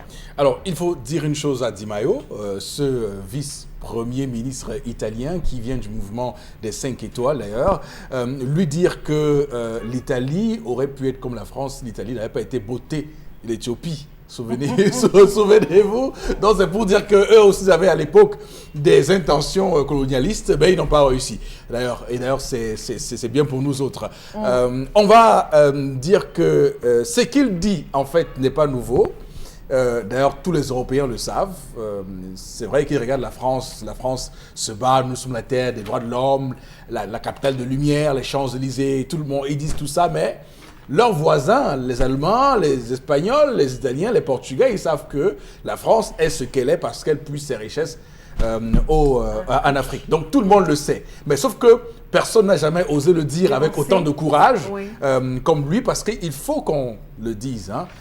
La France est aujourd'hui 6e puissance mondiale parce que, évidemment, il y a cette présence encore en Afrique. Et il le dit, la France, sans l'Afrique, serait aujourd'hui la 15e économie mondiale. Vous voyez, elle va dégringoler jusqu'à la 15e économie. Il faut aussi dire que l'Inde, qui a été une colonie de la Grande-Bretagne, est aujourd'hui devant la Grande-Bretagne en termes de puissance économique. Donc c'est pour vous dire que la France et que l'Angola, qui a été également une colonie portugaise, est aujourd'hui devant le Portugal en termes de richesse. Donc, nous, les pays africains, nous pouvons être devant la France, nous aussi. Mais sauf que, est-ce que la France nous allons laisser la possibilité de le faire? C'est toute la grande question. Et c'est ce que relève donc le vice-premier ministre italien qui dit que nous sommes assaillis sur les côtes italiennes parce que de nombreux Africains fuyant la misère viennent chez nous parce que vous avez donc refusé à ces Africains de se développer chez eux. Parce que si, d'ailleurs, je rappelle qu'il y a de nombreux Portugais aujourd'hui qui quittent le Portugal pour venir immigrer en Angola. Hein. Ils sont nombreux aujourd'hui qui... Vous voyez ce qu'on appelle une vraie décolonisation. Là-bas, il y a eu une vraie décolonisation, ce qui n'a pas été le cas donc pour les 14 pays du précaré français en Afrique. Bon, Bengan, comment vous appréciez cela? D'abord, il demande aux États africains de prendre conscience de cela. Et les États africains refusent. Ça, c'est le premier constat. Pourquoi les États africains refusent de prendre? Parce que l'Union africaine n'existe pas. Ou alors, si vous voulez, l'Union africaine n'existe que sur du papier. Sur du papier. C'est l'Union européenne qui finance l'essentiel du budget de l'Union africaine. Le monde. L'essentiel de nos chefs d'État sont mis en place par la France. Donc, vous allez demander à un esclave de s'ériger contre son maître. Là, alors, il faudra avoir la témérité de Kunta Kinte pour savoir ce qui va vous arriver. Donc, en fait, ce qu'il dit est connu. Il faudrait seulement, peut-être, si on avait des dirigeants, parce qu'on a un président angolais, comme le président algérien et d'autres comme ça, si on pouvait avoir formé un noyau des gens qui pouvaient booster cela, ça pourrait arriver. Parce que Mongo Betty parlait souvent de la duplicité de la France. Effectivement, je vous prends un seul exemple. Le sommet France-Afrique qui se tient en 1992, du 5 au 7 octobre 1992 à Libreville, présidé par Pierre Bérégovoy, qui est premier ministre français. Il représente Mitterrand. Il a juré à son nom propre, au nom de la France et de Mitterrand qui n'était pas là, qu'il n'y aura pas de dévaluation de franc CFA. 18 mois après, on a dévalué le franc CFA. Le sommet suivant se tient en 1994 à Biarritz, en France. La même France vient vous dire que, ah oui, mais laissez, la dévaluation a certes eu lieu, mais dans les conditions qui vont permettre de booster l'économie africaine. Nous sommes en 2019, rien n'est fait. Aujourd'hui, on parle. Vous savez bien qu'on va de plus en plus vers la dévaluation de franc CFA dans la zone CEMAC. Précisément parce que nous avons puisé nos fonds, nos réserves, en termes d'échange en France. On a bouffé tout notre argent qui était dans le trésor français. Quand j'ai dit bouffer, il faudrait bien qu'on explique. Lorsque le chef de l'État camerounais dit on consomme ce qu'on ne produit pas. Et ça veut dire quoi? Ça veut dire que c'est lui qui procède à des importations. Pourquoi lui ne peut donc pas booster l'économie camerounaise? C'est-à-dire que chaque fois que nous vendons un cacao là-bas, l'argent reste au trésor français. Mais quand on achète C'est avec cet argent qu'on achète. Donc, on a épuisé toutes nos réserves. Nous n'avons plus rien. Quand je dis nous, le Cameroun, tous les pays de la CEMAC. Donc, en fait, nous sommes dans une situation compliquée. Et c'est la France qui nous a mis là. Comment les États africains peuvent donc, puisqu'ils ont les moyens, je veux dire, ils ont des arguments pour mais il reste la volonté politique, je veux dire le courage physique. Est-ce qu'ils ont le courage physique de dire à la France, monsieur, halte? C'est ça la principale difficulté pour profiter justement du fait que c'est un pays de l'Union européenne qui a ouvert la brèche. Oui. Charles Hamel, alors il faut dire que l'Italie, ça pèse pas aussi fort que ça dans l'Union européenne, parce que devant l'Italie, il y a l'Allemagne, la France normalement, il y a l'Angleterre qui va bientôt subir le Brexit, ça on le sait aussi, et il y a l'Espagne qui est devant, ce n'est qu'ensuite que vient l'Italie. Oui, Charles Hamel. Alors, M. Rifopoussi, il faut dire que bien avant que le vice-premier ministre Bidji ne se lève, Jacques Chirac avait été le premier à reconnaître en disant qu'il fallait restituer à l'Afrique ce qu'on lui a pris. Il a été, oui, dans un discours. Oui, mais sauf qu'en le disant, il a dit je ne donne rien. J'ai encore une copie. Non, mais il avait moi aussi, mais il a dit je ne donne rien. Non, Charles Hamel, quand vous nous rappelez Jacques Chirac, vraiment, non, je ne sais pas. Je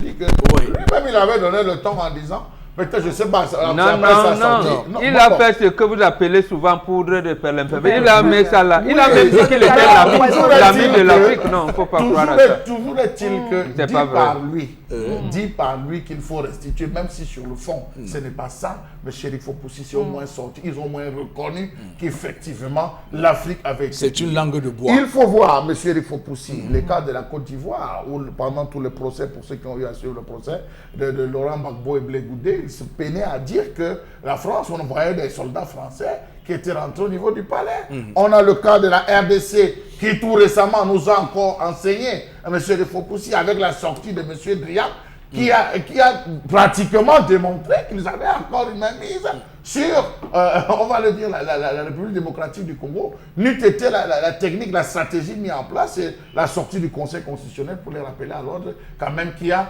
des institutions. On va voir le cas de la Centrafrique, où les vidéos de plus en plus circulent, où les Centrafricains sont en train de demander aux Français de rentrer chez eux, qu'ils ne veulent plus. C'est sur la toile, on voit ça sur la toile. Donc c'est pour dire, monsieur, il faut aussi que c'est une vérité connue. Comme Bambo l'a dit par tous les Africains. Les Africains ont plus que marre. Ils ont plus que marre de cette situation. Ils souhaiteraient, et M. Rifopoussi, que cela, n'est-ce pas, puisse changer. Mais comment est-ce que cela va-t-il arriver? Puisque Bambo lui-même l'a précisé, que vous avez des gens qui sont assis, qui sont sous la perfusion de la France. Perfusion en termes de pouvoir. Perfusion, on a l'impression qu'on est dans des monarchies. On enlève X pour mettre Y, on enlève Y pour mettre Z.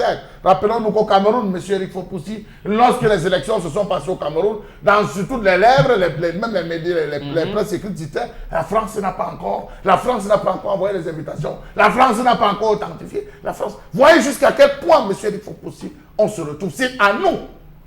J'ai bien peur que ce soit à nous, c'est-à-dire vous, M. Rifopoussi, moi, Charles Hamel, tendance Kenyé, de commencer par laver cela dans la tête de M. Rifopoussi, qu'on n'a pas besoin pour pouvoir vivre, M. Rifopoussi. Tendance. Et que les Français ont fait quoi, Flora? Ils nous ont appauvris. C'est même vrai, maman. Pourquoi quand on convertit l'argent au Cameroun, ça devient beaucoup? Et pour nous, est toujours petit jusqu'à... Tu vois, je sais pas si et maintenant, le problème qui est arrivé, c'est que les Italiens disent que les Noirs vont trop là-bas chez eux. Pourquoi ils ne vont pas en France, que la France qui nous appauvrit? Qu'ils aillent aussi en France. La France les Français là nous ont beurré les yeux. L'Union africaine va prendre... On a dit que... L'Union... Non, on dit que l'Union européenne doit sanctionner la France. Et ils disent quoi? Qu'ils ne font rien. Il dit que comme l'Italie est petite, la France doit dominer. La sanction là ne passera pas. On va passer à autre chose, Flora. On marche à votre rythme maintenant. Alors, Eric, il faut pousser la deuxième information. Alors, on reste au Cameroun, précisément à Yaoundé 6, avec cette implication de Célestine Ketchakoto. En tout cas, certains estiment sur la toile qu'elle imprime déjà ses marques ou sa marque déjà à Yaoundé 6. Avec l'information qui fait le buzz, en tout cas, c'est cette démarche justement en rapport avec la situation, la dégradation même, problème d'assainissement dans la ville de Yaoundé. On a donc vu des engins estampillés commune de Baganté qui en ont fait une descente justement au quartier, on est à Kolmesen, Etameki et bien d'autres précisément. Donc on a constaté justement pour essayer de désengager et essayer justement de le mot m'échappe, essayer de curer justement les canalisations qui étaient bouchées déjà depuis plusieurs années. Donc avec cette implication, voilà donc où est né le buzz sur les réseaux sociaux. Certains estiment que Mme Cortez est un peu trop zélée justement pour, en tant que ministre, déjà se déployer comme telle sur le terrain. D'autres, par contre, estiment que c'est plutôt une belle initiative qu'il va donc falloir encourager parce qu'il faut d'abord penser et parler du bien-être des populations. On voit les ordures ménagères qui jonchent, les canalisations qui sont bouchées et bien d'autres. Certains estiment que c'était plutôt un l'ange venu du ciel pour justement permettre aux populations de se sentir encore mieux dans leur peau, dans cette partie du pays. On a Yaoundé 6. Alors, pendant que vous faisiez votre rendu, Madame Florazé, sur cette information, une pensée nous est venue pour les populations de Biémassi et surtout de ce fameux carrefour. Je vais utiliser un gros mot, le carrefour caca, entre guillemets, excusez-moi du terme. C'est le nom. Voilà. Donc, je veux dire, c'est un gros mot quand même, pour ne pas heurter ceux qui nous regardent. Mais c'est le nom du carrefour. Je connais voilà. le carrefour, là, c'est ça qu'on voilà. l'appelle. Donc, on a une pensée ce matin pour ces populations qui, aujourd'hui, quand même, se sentent beaucoup plus à l'aise qu'avant. Parce que ça a commencé quand même à faire beaucoup et à trop durer cette souffrance, surtout pour les odeurs nauséabondes qu'on pouvait donc inhaler lorsqu'on passait à ce carrefour-là. Donc, c'est pour dire que d'abord, il y a eu une résolution d'un problème. Il y a eu la résolution d'un problème. Maintenant, on veut bien entendre les procédures, les procès en sorcellerie ou bien en action politique ou en activisme politique qu'on peut faire à Mme Célestine Koutia-Cortez. Alors, il faut dire que sur la question de l'assainissement, c'est une question qui est dévolue, on le sait, ça c'est encore vrai, aux communes, mais il y a un décret de 2012 qui organise les attributions et les missions du ministère de l'Habitat et du Développement urbain, lequel décret, évidemment, confère au ministre la charge de s'occuper de l'assainissement. Et pour cette attribution particulière, il n'y a pas la mention précise qui est faite de dire en partenariat avec les collectivités territoriales décentralisées. Nulle part, il n'est mentionné cela. Il faut dire qu'il y a d'autres attributions, comme les infrastructures, par exemple, routières, où on exige dans ce décret au ministre de le faire en partenariat avec le ministère des Travaux publics, pour le cas échéant. Il y a l'embellissement des villes qui va se faire là, particulièrement, l'embellissement des villes est fait en partenariat avec les collectivités territoriales décentralisées. Je dis pour le cas de l'embellissement des villes. Mais pour l'assainissement, il n'est mentionné nulle part qu'il y a une obligation d'informer le maire. Bon, le maire parle ici d'élégance. Là, il n'évoque pas la loi, il ne parle pas de texte juridique, il parle d'élégance parce que c'est quand même deux camarades du même parti, le RDPC, ça n'aurait pas créé des boharas si Madame la ministre, encore qu'elle n'a pas encore réagi, parce qu'il faut on n'a pas à prendre pour argent comptant ce que dit le maire Yaoundé 6. Qui sait, peut-être que Madame le ministre va nous dire autre chose. Donc, ça c'est pour planter le décor de cela. Alors, Boro Bengan, je commence par vous. Comment vous appréciez cela? Non, j'attends que Madame la ministre vienne nous dire qu'elle a été élégante. Voilà, justement, c'est le terme. Puisqu'on revient sur le français facile. Qu'elle nous dise donc que non, chers camarades, monsieur le maire, j'ai été élégante. Les populations souffraient.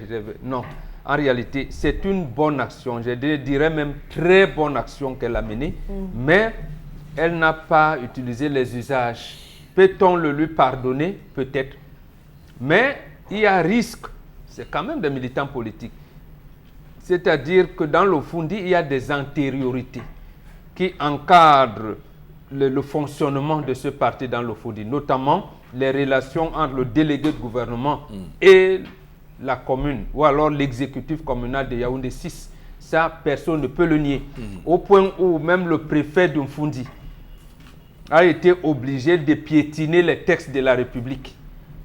Lorsqu'il vient présider un conseil municipal où on doit élire l'exécutif communal, il dit le parti n'est pas encore, les militants du parti ne se sont pas encore entendus. Pourquoi les militants du parti qui obligent le préfet à faire des choses et tout ça? Bon, pourquoi n'a-t-il pas pris la décision de dire risque de trouble à l'ordre public, il annule? Donc en fait, non, Madame Cortez, ministre, a fait une bonne action, mais n'a pas utilisé les usages nécessaires pour que tout le monde soit bien.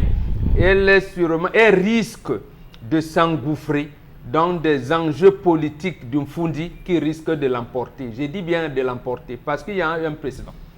Souvenez-vous de ce qui a enlevé le ministre Ambassala. Les thèses qui organisent le gouvernement quand on le nomme en 2004 font de lui l'entrepreneur de l'État. Et lorsque Ambassala revendique... Mais vous le dites pour le déplorer quand même. Oui, justement, pour le déplorer. Lorsqu'il revendique ce comportement, il dit, c'est moi l'ingénieur de l'État. On ne me consulte pas pour. Aujourd'hui, tout le monde donne raison au ministre Ambassala.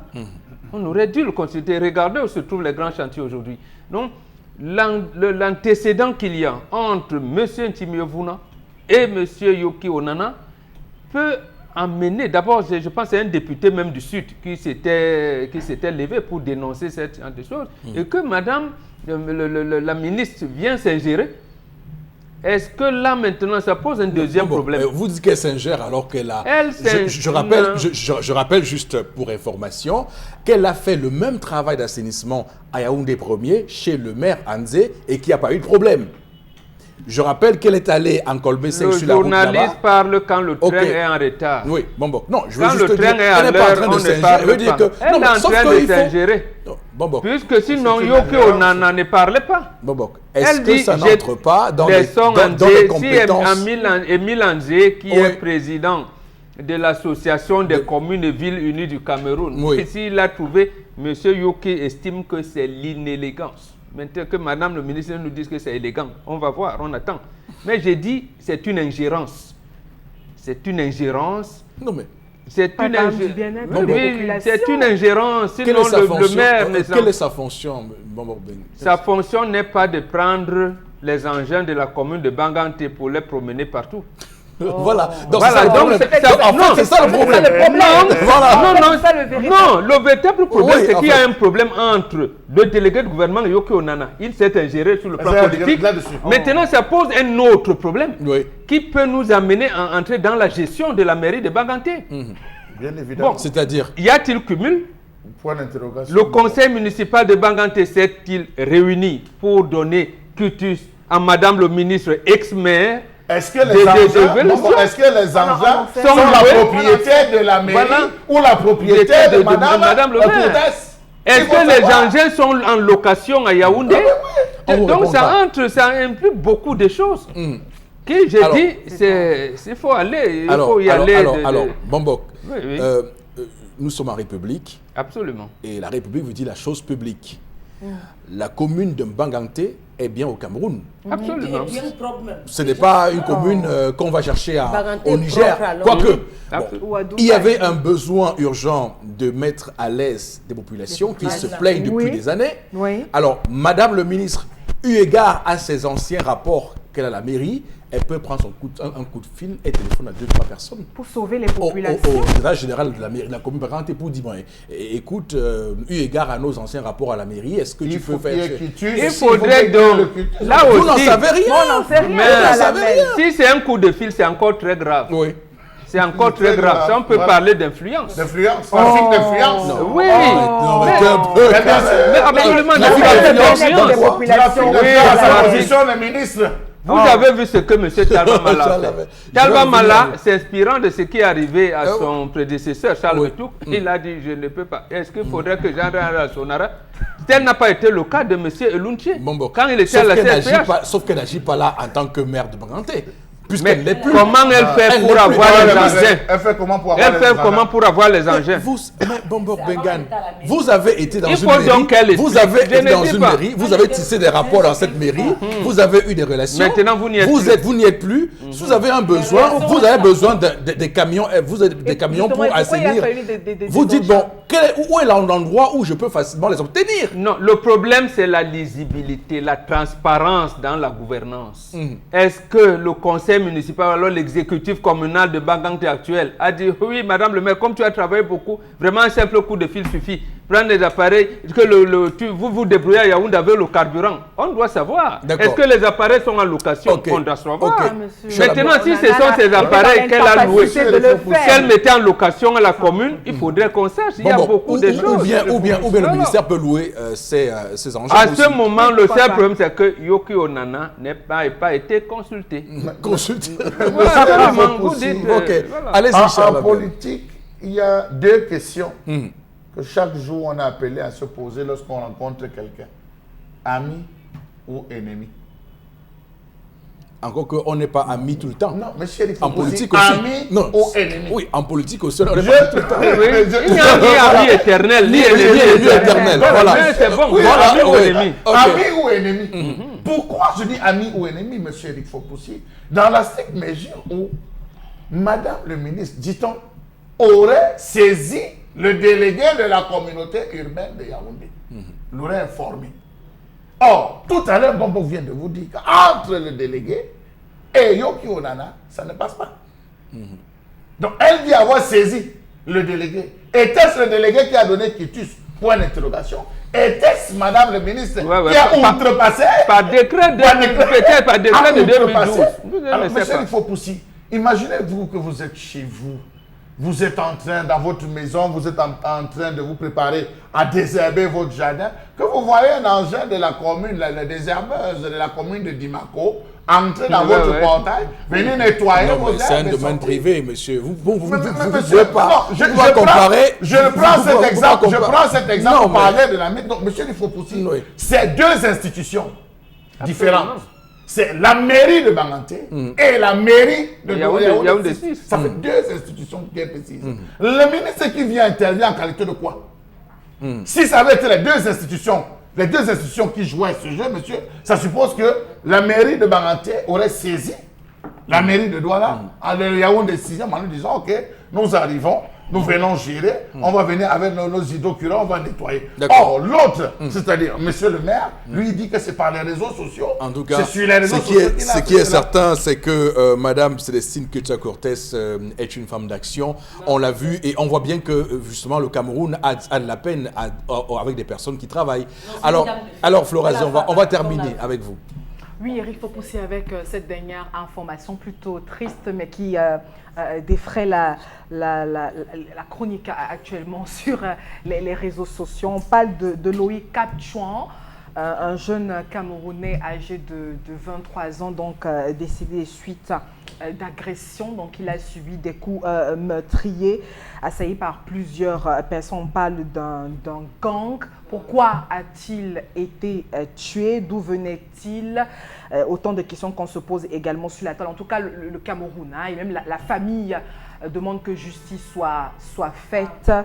Donc repose en paix. En tout cas, il y a maintenant deux camps qui s'opposent parce que on a l'artiste également MHD qui a naturellement fait même des concerts ici au Cameroun, qui est impliqué dans l'affaire. On attend justement que justice soit faite. Est-il réellement impliqué dans cette affaire? On a donc un camp des Camerounais qui se sont érigés et qui se lèvent justement contre cette fête d'injustice, contre cet assassinat, parce qu'il s'agit notamment d'un Camerounais. Beaucoup ont estimé que bon, c'est un sans-abri, âgé de 23 ans, qui n'est pas de boulot. C'est un ce qui est dit sur la toile, qui vit dans un parking et autres. Et d'autres artistes aussi estiment que MHD est donc condamné à tort déjà sur les réseaux sociaux. Donc il faut attendre que la justice rende son verdict. Donc il y a déjà deux camps qui s'opposent. Mais on a un Camerounais qui est donc à terre, décédé, etc. et tout. Donc c'est plutôt triste. On a pas mal d'artistes camerounais qui ont créé l'hashtag Je suis Loïc Kapchouan. c'est plutôt un fait qui touche pratiquement la culture, tous les artistes. Le Cameroun. Loïc Kamchouan. Kamchouan. Voilà. Kamchouan. Voilà. Alors, Loïc Kamchouan, 23 ans. oui. Encore un bébé. Alors, bon, en réalité, cette affaire, sa mort date de plusieurs mois, donc 5 mois. Il y a 5 mois, c'est quand même assez intéressant de voir que c'est 5 mois après que l'on en parle avec autant d'acuité. Pour ceux qui nous regardent et qui n'auraient pas pu saisir ce qui se passe réellement dans cette affaire, parce qu'il faut qu'on dise aux gens clairement de quoi il s'agit, cette affaire aurait pu passer inaperçue. Ça, c'est vrai. S'il n'y avait pas eu un rappeur qui est de la Guinée-Conakry, il s'appelle MHD, ou son nom c'est Monsieur Silla. Donc MHD. Alors, si MHD n'avait pas été dans cette affaire, que personne n'en aurait vraiment eu cure. C'est pour dire qu'au Cameroun, quand même, nous sommes assez, on va le dire, indifférents de la souffrance de nos frères qui sont là-bas et qui souffrent là-bas. En tout cas, nous aussi, nous souffrons assez pour avoir du cœur pour ceux qui souffrent là-bas. Donc, ça, c'est un premier élément. Pourquoi ça choque les gens? Parce que vous savez que MHD a été donc placé en détention préventive tout récemment dans le cadre de cette affaire. Et donc, ça a créé au sein de la communauté de rap en France un élan de solidarité. Donc, on a eu des rappeurs qui ont posté des photos pour dire courage à toi MHD, courage à toi. Et il y a eu également des voix qui sont sorties pour dire que comment on peut incarcérer un rappeur et que aucun rappeur n'en parle. Ça, c'est les premiers donneurs de leçons qui ont commencé à faire ça. Alors, les rappeurs camerounais se sont lancés dans la brèche. Ça a commencé par le jeune rappeur camerounais Ténor. D'autres ont suivi. Mais sauf que vous savez que dans la classe du rap au Cameroun, il y en a qui en veulent particulièrement à MHD parce qu'il était venu rafler un contrat de Puma avec les gens notables. Donc ceux-là, se sont donc offusqués. Donc, en profiter parce que je peux vous dire que ceux-là, ils n'en ont rien à faire avec l'avenir de Loïc Kamchouan. Je peux vous dire qu'eux, ils n'en ont rien à foutre de cela. Leur problème, c'est que c'est MHD qui est venu leur enlever. Donc c'est une bataille économique, une bataille de souveraineté sur les contrats de publicité qui allaient au Cameroun, et ces artistes qui viennent de l'étranger et qui mettent le grappin sur ce que Cinq considère comme étant le magot camerouno-camerounien. C'est cela qui se joue, et c'est dommage qu'on instrumentalise la mémoire d'un Camerounais comme Loïc Kamchouan pour faire ces combats-là. Donc c'est pour expliquer un peu aux gens ce qui se joue actuellement, voilà, parce que les gens peuvent se dire, mais pourquoi Loïc Kamchouan? On a eu d'autres personnes qui sont mortes, personne n'a levé le petit doigt. Tous les jours, on voit des Camerounaises qui meurent dans la Méditerranée, personne n'en parle. Donc, bon, Robengan, vous avez d'abord eu vent de cela, quand même? Oui, tout à l'heure. Moi, je ne vais pas sur les réseaux sociaux. C'est ma fille qui m'en a parlé. Oui. Mais non, moi, oui, vous avez raison. Mais moi, ce n'est pas comme ça que je vois le problème. Je vois le problème de l'injustice française. Pourquoi on prend 5 mois pour établir la vérité de ce qui s'est passé? Moi, c'est ça le problème. Et dans l'enterre, bon, c'est un nègre, il est mort, c'est tout. Et peut-être maintenant que la justice va se ressaisir du dossier. Moi, je ne suis pas dans le magot. Pourquoi on a laissé cette affaire sans suite? Pourquoi l'affaire est restée sans suite? Bon, peut-être donc comme le sang de l'homme ne peut pas couler impunément, il faudrait maintenant que la justice française se ressaisisse du dossier et nous dise pourquoi mon fils a été assassiné là-bas. Voilà. En tout cas, l'enquête est en cours. En français qui est impliqué dans cette affaire. Il faut aussi qu'on a pris le temps, la justice la police a pris le temps d'enquêter. Il fallait identifier les gens qu'on voyait sur les vidéos. Il fallait qu'on identifie la voiture. Et une voiture laquelle appartient à MHD a été louée par MHD. Et tous ceux qui étaient dans le véhicule sont des personnes très très proches à MHD, des personnes avec lesquelles il a l'habitude de traîner et de trimer. Et puis il faut dire que MHD appartient aussi à un gang de personnes très violentes. Ça aussi, il faut le dire. Que MHD appartient à un gang de personnes très violentes. Et dont les règlements, il a souvent participé à des règlements de compte où ils sortent des véhicules et ils posent des actes d'exécution. Si vous avez vu toutes les vidéos qui ont été postés. Vous allez même sur YouTube, vous voyez tout ce qui a été dit comme vidéo fait par des journalistes. Vous vous rendez compte que c'est quelqu'un, le milieu de rap français, c'est un milieu violent, où on se retrouve à poser des exactions. On se rappelle qu'il n'y a pas longtemps, il y a eu deux artistes qui se sont livrés à une bataille. Booba et Karis. Une bataille terrible à l'aéroport. D'accord. On a dû les garder. Donc c'est ça là au milieu. D'ailleurs, ils ont prévu une bagarre, ils ont prévu une bataille de boxe à Bruxelles bientôt, où ce sera une vraie bataille de boxe derrière les règles et tout ça. C'est l'économie, c'est le monde du rap en France. Donc, et même aux États-Unis, c'est pire parce que les armes entrent à l'intérieur. On se retrouve avec des concerts où ça finit avec des coups de feu. Est-ce que ce n'est pas là où il faudrait véritablement frapper? Ça, c'est le premier point. Sauf qu'ici, avec MHD, il y a eu mort d'homme. Et on estime que c'est celui ou l'un des membres de son gang qui aurait donné le coup fatal, parce que c'était en même temps avec les coups de poing et avec les armes blanches. Donc à ce niveau, on a établi, son nom a été cité pas une, pas deux fois. Déjà que le véhicule a parti, il fallait qu'il démontre comment est-ce qu'il a fait pour offrir son véhicule, où est-ce qu'il était censé aller. Donc voilà comment il s'est retrouvé. Maintenant, l'autre fait de M. Rifopoussi, c'est que quelque part, ce qui m'a un peu touché, c'est que tous se sont retrouvés. C'est-à-dire la mention Sardina, Tontina a légèrement disparu. Les Camerounais se sont tous ralliés. Pas toujours. Hein. Non, Il y a un post qu'on a lu ce matin. Peut-être ce matin, mais pour ce cas, moi je vous dis, ça a disparu. Pour ce cas, on a mis en branle. C'est toute la communauté camerounaise, les Tontinos, Sardina, comme ils se disent, qui se sont tous rassemblés pour rentrer dans ce conflit, histoire de voir plus clair. Donc, je pense que ceux de ces Camerounais qui sont là devraient comprendre qu'on devrait désormais enterrer cette hache, penser à autre chose, se ressouder. D'accord, voilà. Le vivre ensemble, oui. Le sang de quelqu'un, ce n'est pas l'eau. Voilà qu'après 5 mois, on a encore réveillé l'histoire. Que justice soit faite. La mort de l'enfant là me traumatise, Flora. Un enfant de 23 ans, si jeune, avec tant d'avenir, il part où, fait quoi? Qu'est-ce qui s'est passé? Qu'est-ce que ses parents vont dire? Qu'est-ce que moi-même je vais dire? Vous qui passez le temps à tuer là, sachez que le sang de quelqu'un là, ce n'est pas de l'eau qu'on boit. D'accord. Un jour, on dit à patois que Tchongo, il vous appelle en dehors. Donc, c'est comme vous dites, un jour, la vérité va finir par triompher. D'accord. Merci beaucoup. On va surtout dire que c'est cette histoire quand même de la violence. Si jamais MHD est présumé innocent pour l'instant. Le blanc vous connaissez bien les enquêtes. Il faut dire que vous savez que c'est un jeune, lui aussi MHD, il n'a pas 22 ans. Il est très jeune, MHD aussi. Alors, on se souvient que lorsque l'affaire de MHD, quand il gagne le contrat avec Puma, on fait une storytelling sur sa vie. On dit qu'il est quitté de livreur de pizza millionnaire. Donc, est-ce que quand on voit tout ce qui est cette violence, avait-il jamais été un jour livreur de pizza? Voilà. Vous savez, on invente les histoires autour des stars. Vous opérez dans un gang la nuit. Ok, d'accord. On va tout de suite prendre Concy Lamine avec nous en plateau. Et avec lui, on va parler des gyrophares de signalisation. Concy Lamine, bonjour. Oui, bonjour Eric, bonjour à tous les téléspectateurs, surtout bonjour à tous les clients du concept Salaka. Je viens ce matin pour parler des gyrophares de signalisation.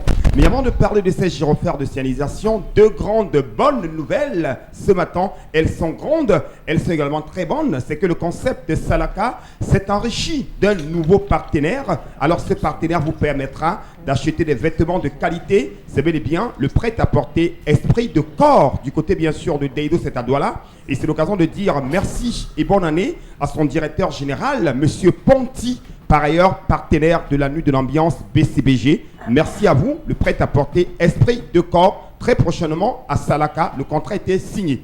Et la deuxième bonne nouvelle est la suivante. À l'occasion de la nuit de l'ambiance BCBG qui aura lieu le 30 janvier prochain, étant donné que les gyrophares de signalisation font partie des partenaires majeurs de ce grand spectacle, le comité d'organisation et notre partenaire américain, cet partenaire qui nous permet de vendre les gyrophares de signalisation, ont décidé d'offrir 2000 francs de réduction à tous les clients qui vont commander dès à présent pendant une semaine les gyrophares de signalisation. Ça veut dire quoi? Le prix officiel est de 6000 francs. On a eu l'habitude de faire une réduction de 1000 francs, mais à l'occasion de la nuit de l'ambiance BCBG, nous allons vous permettre d'avoir 2000 francs de réduction sur le prix de 6000 francs pour ce qui est des gyrophares de signalisation. Alors profitez pendant une semaine et achetez cet appareil de signalisation, cet appareil de sécurité routière, cet appareil qui vous permettra de pouvoir alerter à plus de 300 mètres qu'on est en détresse. Regardez comment ça signale à l'écran. Voilà comment cet appareil va permettre à ceux qui sont en détresse, à ceux qui ont eu une panne mécanico-électrique, de pouvoir alerter ceux qui viennent à l'avant ou à l'arrière à plus de 300 mètres qu'on est en détresse. C'est bel et bien le gyrophare de signalisation. Et je rappelle qu'en pleine nuit, il éclaire énormément. Il envoie les jets de lumière à plus de 300 mètres. Ainsi, on peut voir qu'il y a un véhicule, qu'il y a une moto qui est garée quelque part, qui est en détresse. Voilà donc pour ce qui est de la particularité de ces gyrophares de signalisation qui vous sont vendus pendant une semaine, c'est-à-dire à compter d'aujourd'hui jusqu'au mercredi 30 janvier 2018-19, vous achèterez ce gyrophare de signalisation de qualité supérieure arrosé de 2 ans de garantie à 4 000 francs au lieu de 6 000. Alors revenons pour ce qui est des avantages et de l'utilisation de ces gyrophares de signalisation. Je rappelle qu'on peut les accrocher sur un véhicule, on peut les poser sur le goudron, on peut les poser sur le sol. Il est également doté d'une partie qui a l'aimant, et à travers cet aimant, on peut le coller sur le véhicule. Ainsi, il pourra alerter tous ceux qui viennent à l'arrière, s'il est collé à l'arrière, tous ceux qui viennent à l'avant, s'il est collé à l'avant, que vous êtes en détresse. Donc, chers téléspectateurs, n'hésitez surtout pas, profitez de cette grande promotion, profitez de cette réduction spéciale pour acheter votre gyrophare de signalisation à 4 000 francs. Je rappelle, c'est à l'occasion de la nuit de l'ambiance BCBG qui aura lieu le 30 janvier à Canal Olympia. Merci beaucoup et à tout à l'heure. On va tout de suite prendre, mesdames et messieurs, interpellation de ce mercredi 23 janvier 2019. À tout de suite.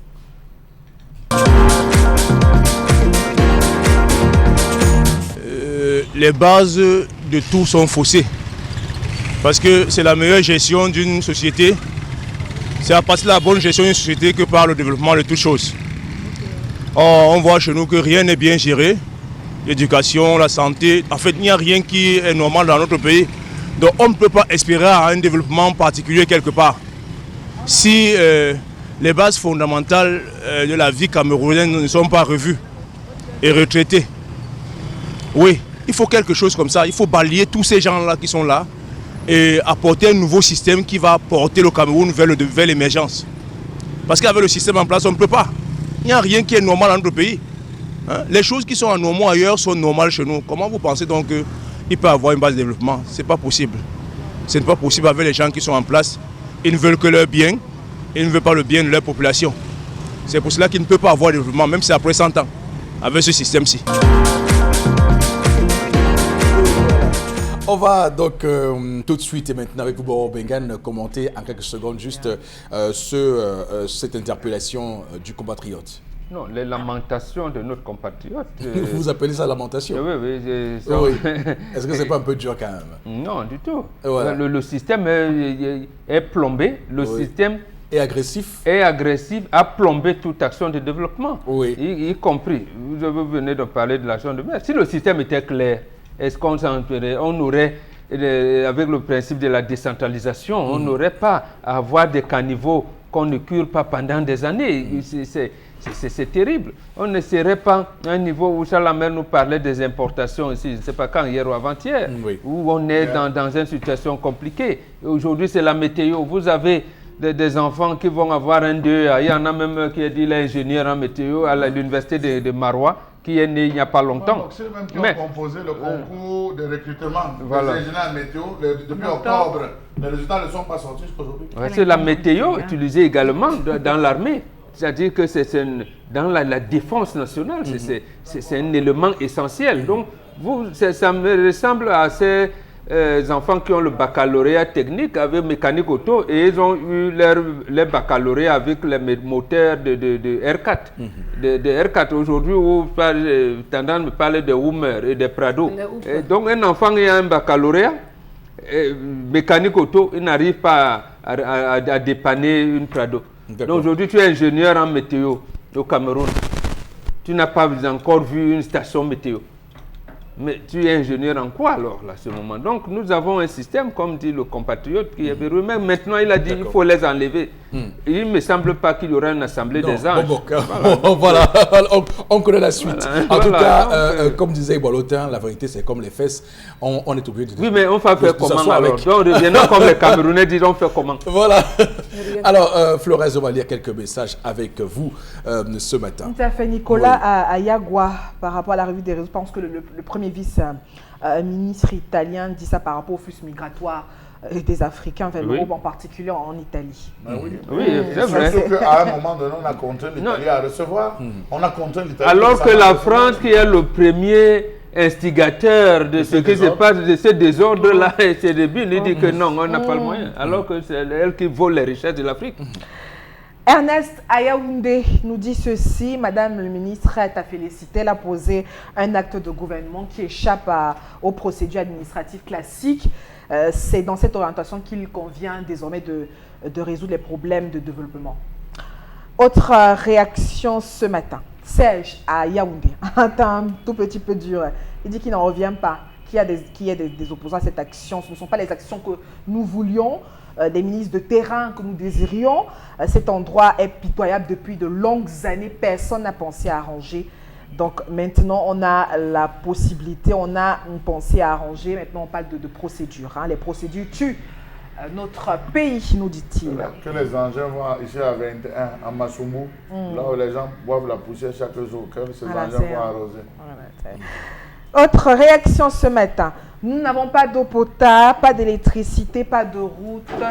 Alors nos dirigeants font quoi? Voilà, détournent des deniers publics. Est-ce la faute du franc CFA? S'interroge notre ami ce matin. Ok, non, il faut dire que lorsqu'on parle de, et ça me permet aussi parce que beaucoup font une fixation sur le franc CFA, lorsque le ministre italien parle de l'influence de la... Il va plus loin, il dit que la France colonise toujours l'Afrique.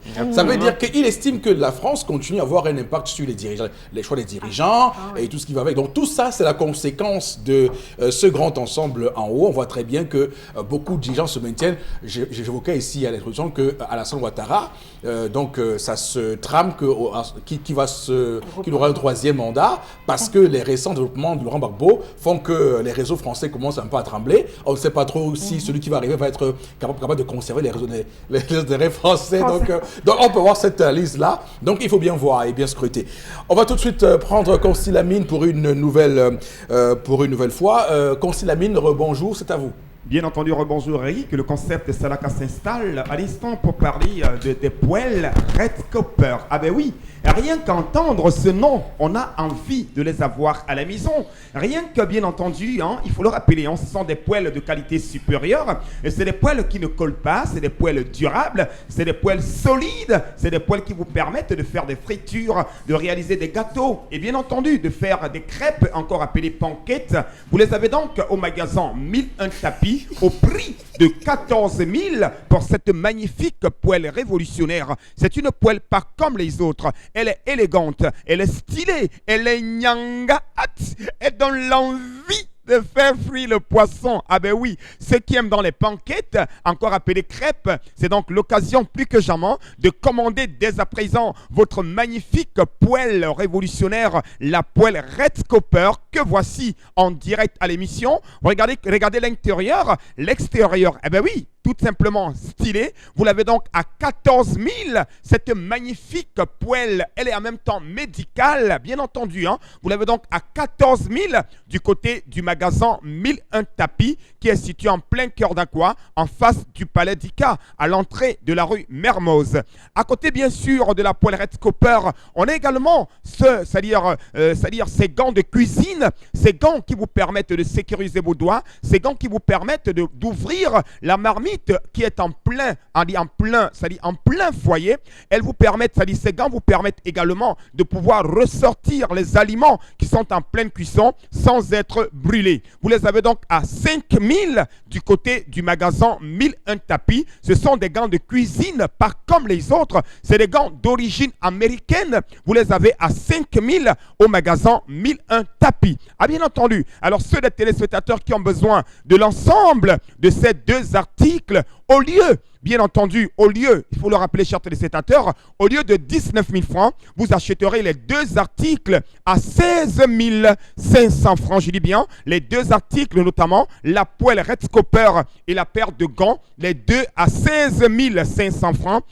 N'attendez pas la fin du stock. C'est l'occasion plus que jamais d'avoir une poêle de qualité à la maison, une poêle durable, une poêle solide, une poêle qui n'a pas besoin, on n'a pas besoin d'utiliser assez d'huile pour faire frire le poisson. Une goutte d'huile suffit pour faire frire jusqu'à 2 kg de maquereau parce qu'elle est dotée d'une matière impeccable qui vous permet de ne pas utiliser assez d'huile. Alors ainsi dit, rendez-vous directement au magasin 1001 tapis. C'est à Aqua, en face du Palais d'Ika. Et ceux qui n'ont pas le temps de venir au magasin, c'est l'occasion plus que jamais de nous appeler à nos numéros de téléphone et de passer vos commandes, quel que soit où vous êtes. Vous êtes à Yaoundé, à Garoua, en Gaoundéré, en Guelemenduka, au Gabon, au Tchad, en RCA. Appelez directement le concept Salaka et vous serez livré en quelques jours seulement et vous aurez à la maison votre poêle Red Copper et votre paire de gants au prix de 16 500 francs seulement. Merci beaucoup et à demain pour la suite des ventes avec le concept Salaka. Merci beaucoup, Consti Lamine. Mesdames, Messieurs, on va terminer l'émission de ce matin avec quelques messages pour sortir. Hein, Chalamel? Il en faut. D'accord. Florazie, allez-y. Non, mais Chalamel, comment, pourquoi? Reject nous dit, Cortés a-t-elle respecté les procédures? Non, si même ministre, elle veut intervenir dans une commune, qu'elle se rapproche du maire qui obtiendra l'accord du conseil vivement. La décentralisation, nous dit-il. Voilà. Ok, ensuite... autre réaction, l'action de Madame la ministre dans la ville est bien dans le fond, mais mauvais dans la forme. Pouvez-vous accepter que malgré la saleté de votre chambre, qu'un intrus entre et la nettoie? Voilà. On parle du Cameroun, on parle d'une chambre personnelle. En tout cas, ce qui est certain, c'est que pour l'instant, on n'a que la parole du maire de Yaoundé 6 qui parle d'élégance républicaine et pas autre chose, parce qu'il n'y a pas ici un non-respect des procédures, il y a une question d'élégance, c'est-à-dire qu'entre camarades de parti, on peut se parler. Donc, il n'y a pas de... et pour l'instant, il faut attendre aussi que la ministre se prononce. Alors, merci beaucoup à tout le monde. On se retrouve demain pour un nouveau numéro. Mesdames, Messieurs, merci de rester avec nous sur Equinox Télévision. Que Dieu bénisse le Cameroun.